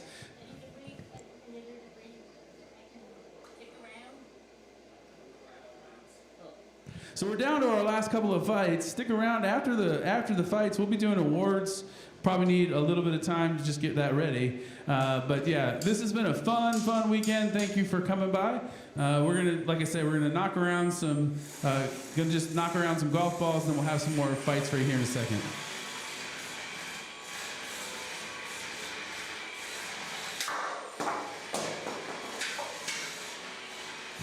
All right, so next up will be Foo Fighter and Proto X.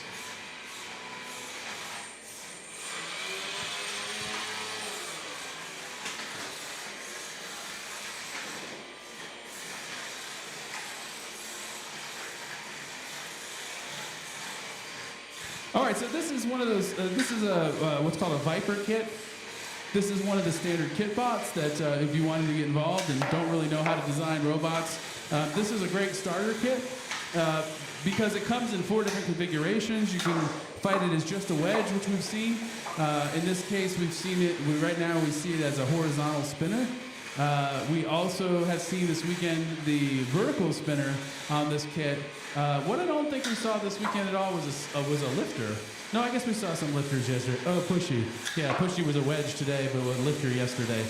So they're cool kits because they're pretty easy to assemble, and you have a lot of options. You can start with the wedge, which is a great place to start. It's safe for younger drivers, and as you get comfortable with that, you can go ahead and add like some of the weapons, like the horizontal spinner we just saw. So great place to start if you want to get involved. We got our next fight coming up here in just a second. Food Fighter and Proto X.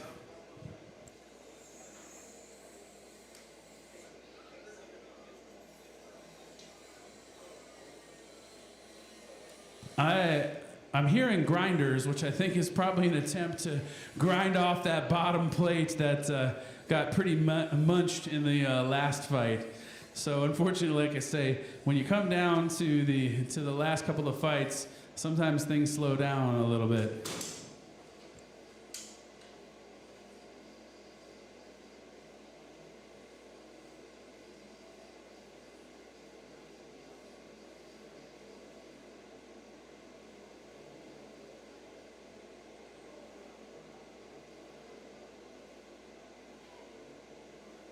All right, the grinder has stopped. Food Fighter is walking this way. Are you ready? What are you? So how have you managed to? What have you done to be ready for this fight? I replaced the pulley and belt on the weapon, and then did a bunch of new screws all over in the wheel. I got a new wheel, but yeah, most of it was just screws and minor scratches and a big old bend. It looks like a fraternity guy after a really hard night. He's a little rough around the edges, but the fact that it's still working is pretty impressive. Who are you driving, Proto X? You're driving Proto X. What's your strategy here? Beat him with the forks and. Beat him with the forks. All right, so he does have big forks on that. I just noticed that. So that often, you guys can go ahead and start loading up. So if you look, when Proto X loads, he's got his big long forks on there. And if you ever watch the show BattleBots, you'll know that sometimes forks can win the ground game, particularly with a beater bar that like Food Fighter has. If those forks can keep him away, then Food Fighter has a hard time connecting. However, sometimes forks can be your worst enemy too, because they can get hung up on the walls, they can get hung up in the little seam between the two panels, or they can get bent and make it hard for Proto X's weapon to connect too. So they can be your best friend or your worst enemy. It just depends on how it goes.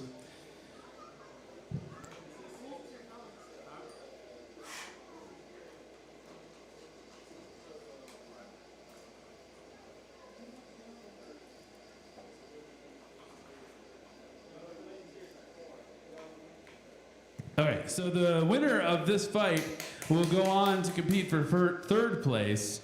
The winner is third, I'm told. Right. No, that can't be.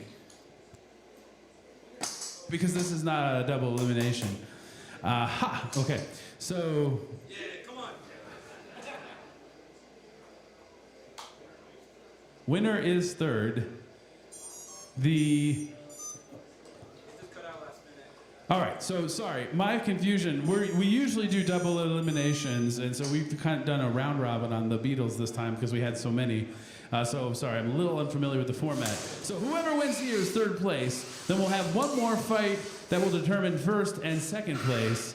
So either way, this is the last time these bots fight this weekend. We have on your left side, in the white and pink, the Food Fighter. Let's hear it for him. And on your right side, in the blue and the black, Proto X. All right, drivers, are you ready?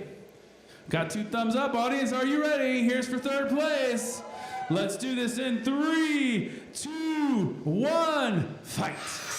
And both bots have their weapons up, and those forks immediately do exactly what they're supposed to do, although it looks like, well, all right, now we need an unstick. All right, we're gonna pause the timer. We'll do 1 unstick per match. This is it. If they get stuck again, then that will be the match, and we'll have to go to the judges. They were pretty well stuck. That was his bot, just for reference. That was his bot. He wasn't taking out the other one with the broom. Generally, this is a pretty good sportsman. All right, so let's count this back in. Audience, help me. In 3, 2, 1, refight. Well, Proto X doesn't seem to be alive. Food Fighter. And a tap, your winner, third place, is the Food Fighter.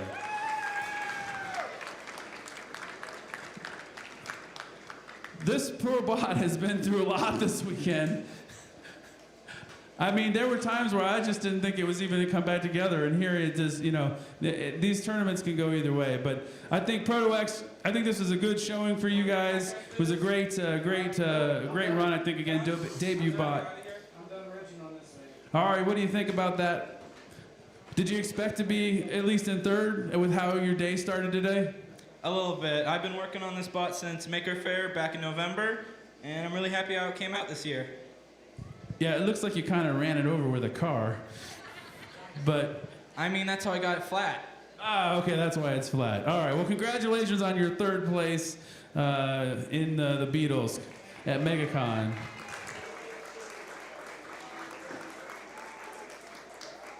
Insomnia, how you looking? Are you ready to go? Okay. All right, so we're going to go back to, this is now in the ant weight. This is Tyrone and Insomnia. Tyrone, are you ready? This is the finals. This is for first place in the ant weight. So there's a lot on the line here. Now, Insomnia, we just saw face Antlash and took some damage and won narrowly. The kit that Antlash was driving is the same kit that Tyrone is. So Insomnia, who is a formidable bot, has another challenge laid out for him in this one. Tyrone is, I guess, a rebranded name. You used to have a Tyrone. Was that a beater bar? Horizontal. All right. So this is Tyrone 2, if you will.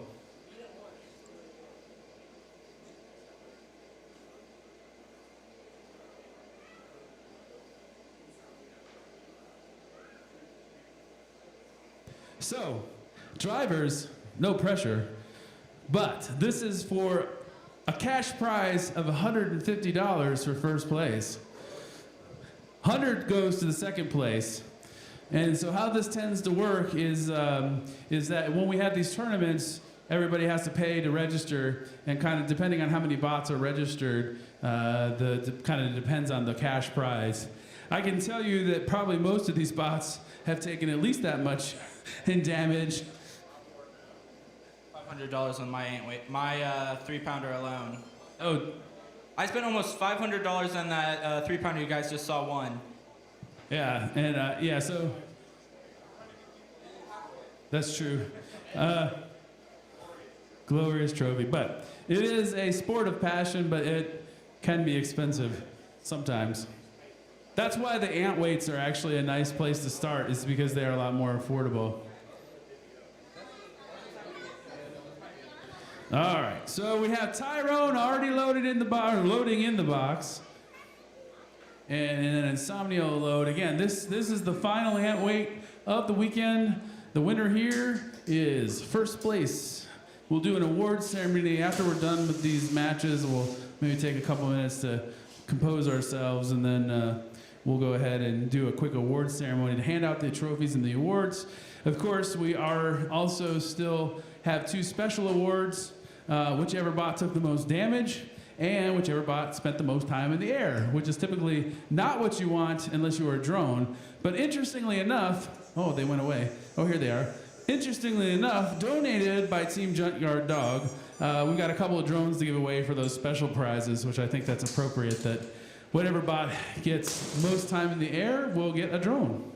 So maybe they'll look at shifting sports and hobbies. All right, drivers, are you ready? Audience, this is for first place. Let's hear it. Then let's get this going in 3, 2, 1, fight. And both bots have their weapons spun up. Insomnia with those wide forks, but Tyrone hasn't been suckered into the middle yet. First kind of big hit sends both bots flying. Both bots seem to still be okay. Doesn't look like there's been any damage, but Insomnia trying to get around behind Tyrone. Although I think that that blue part of Tyrone is probably TPU, so it's very durable and it can take the hits. And Insomnia does this classic lift and flip. Tyrone's own weapon bouncing off the floor, but giving it right back to Insomnia. Looks like that weapon in Insomnia might be having some trouble spinning, so Tyrone's got to keep him busy for another minute to get this one. Tyrone's weapon seems to be okay still, so both bots mostly functional, although I'm not seeing that Insomnia weapon going now. Yeah, it looks like it's kind of, oh, well, there it goes. Whatever had it bound up has been released. Tyrone driving on one wheel, and now with only one wheel remaining, oh, big hit. Could this be the end of Tyrone? 33 seconds remain. Insomnia smelling blood and going after him. Finish him. 20 seconds remain, and Tyrone still with one wheel, but the weapon's still spinning. Insomnia looking to come up from behind. 12 seconds, and this one ends in 9, 8, 7, 6, 5, 4, 3, 2, 1. But this one's gonna have to go to the judges because there was no clear winner. So the first place decision is in the hand of the judges. But that was a good fight. That was definitely a good fight. It looked for a second like Insomnia was out with the weapon, but then the weapon came back to life, and it became a fight. Took the wheel off Tyrone. So we'll see what the judges say.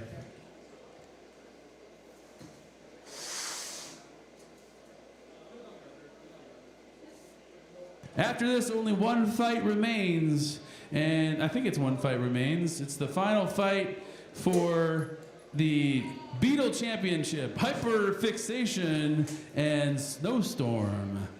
Hyperfixation and the Snowstorm will be our final battle of the day, and then after this we'll be handing out the awards and the cash prize money, and as well as the special awards for most damage and most time in the air. So as soon as the last match is done, we'll be doing the awards kind of right off to your right side of the arena. So stick around and celebrate with our contestants. Once again, thank you to Megacon for having us out here, and thank you for our judges from Team Witch Doctor. How about you guys have a decision? And the judges have spoken. Your second place bot, Tyrone, which leaves Insomnia as the first place in the ant-weight class, 1 pounder. Congratulations. All right, one battle remains, and then we'll do awards. Hyperfixation and Snowstorm. You guys can load when ready.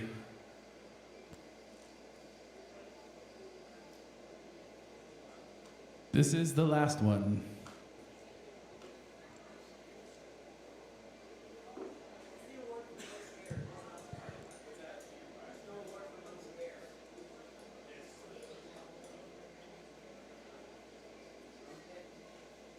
Hey, Hyperfixation, you need a minute?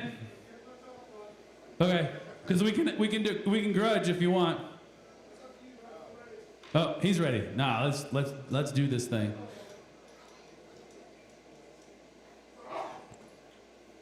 Now, it's probably a good thing that we also don't have an award for the most smoke this weekend, because I think you might have won that one, right? Oh, shoot, I just lost my Christmas card. Uh-oh. Spaghetti-o. Hey, we have no smoke today, so that's good. Hey, it's not over yet. It's not over yet. Not over till the fat lipo smokes.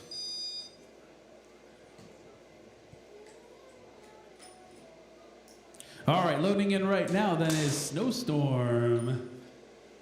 Snowstorm in the corner into your left, closest to you. And loading up right now, Hyperfixation.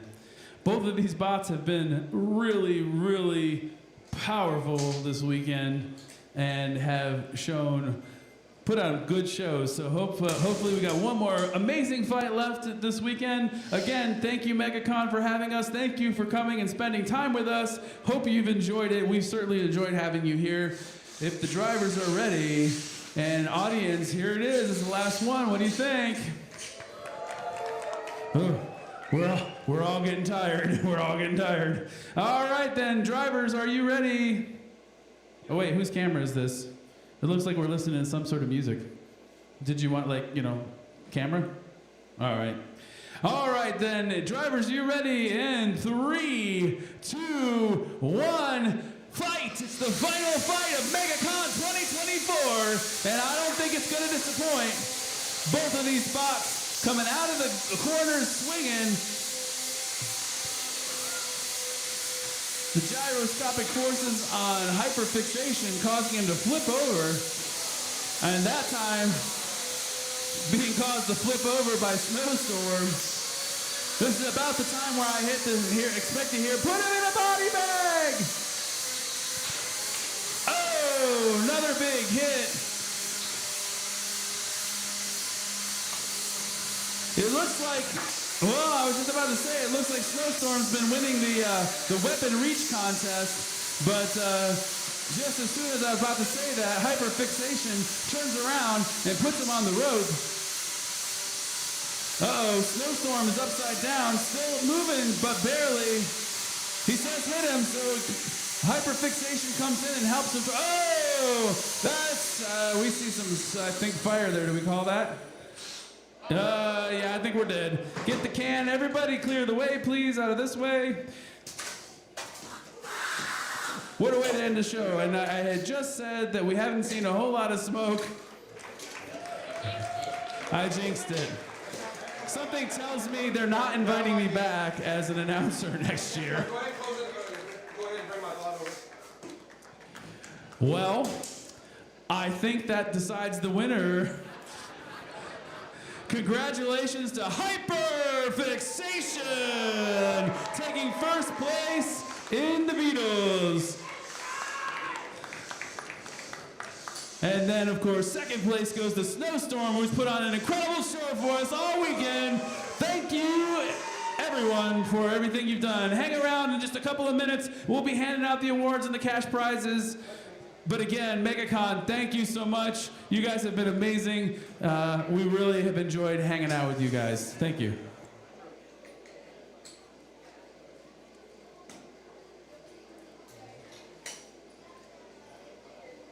Just call out the winners and send them here. Oh, I see what happened there.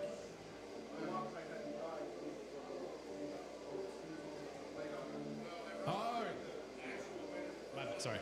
All right, winners, if you can come up to the front there, so where Madman is standing. If you've placed 1, 2, or 3, please come up to where Madman is standing, and we will hand out the trophies. All bots drivers probably want to come up here because we still have to win the most damage and the most airtime awards. So if you've won a drone, you probably want to stick around for that. Again, thank you to Team Witch Doctor for being our judges all weekend. Check them out next door with the Camp Witch Doctor bots. I think I'm talking to an empty room, but thank you Robot Ruckus for putting this together. Thank you Build Fight Fun for providing the AV and the arena and all the fun. Without them, we would not have been able to do this.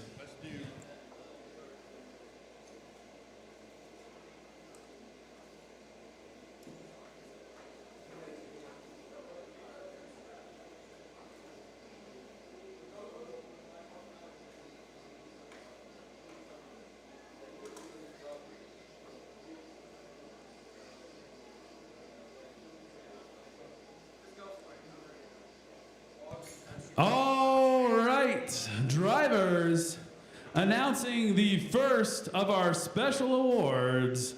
The first award of most time in the air. Most time in the air. Drivers, are you ready? The award of most time in the air goes to the Food Fighter.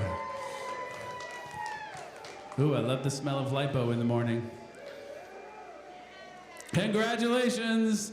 Yeah, so now you can be a drone pilot because it looked like you were trying to do that earlier. So, our other special award, Most Wrecked, comes with a drone and a trophy, and that's gonna go to Wheelie Big Deal. So you get your drone back. So congratulations. Here's the shell. That's all that's left of Wheelie Big Deal. That's great. All right, if you're an Ant Place finalist, please line up on third place. My memory's not so good anymore. I should probably have this written down. Third place in his first tournament ever, Antlash.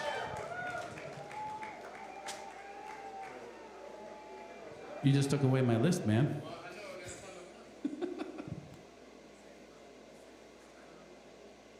All right, in our Ant class, second place goes to Tyrone.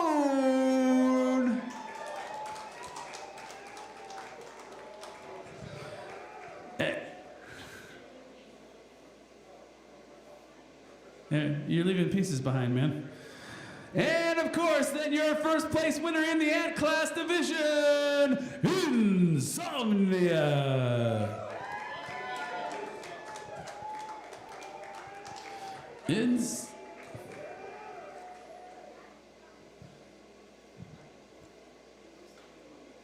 All right, hang on a second. We need to let Brian catch up. Congratulations to all of the Ant Weight. Thank you for everybody who had been here. Appreciate it. And hopefully we'll get to do this again next year. Hopefully we'll see you all sooner than that. Just a second, we'll move on to the Beatles.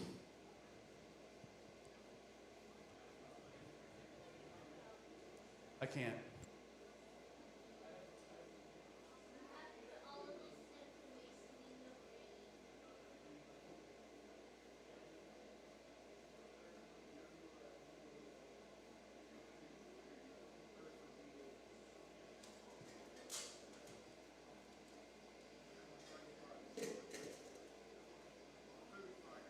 All right, moving on to the Beatles. Megacon 2024. Third place is the Food Fighter. See, now you have one of those cool trophies too. I expect to see it as your profile picture. All right, then coming in at second place, congratulations to Snowstorm. Snowstorm.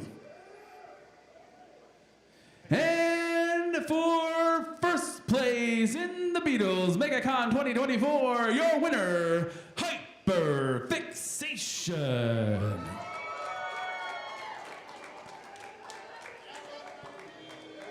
Or Gallo 13. Should have been a Gallo 14 here today too, but didn't happen. All right, Brian, before we pack up, is there any logistical things that we need to be aware of in terms of getting things out of here? Brian, Matthew? Okay, we've got a lot of work to tear things down. If anybody can stay and help, it would be appreciated. Come see Matthew over here. He can help. He can kind of help organize everything. Otherwise, we do need to clean up. It would be great. Do we have to take down tables or anything?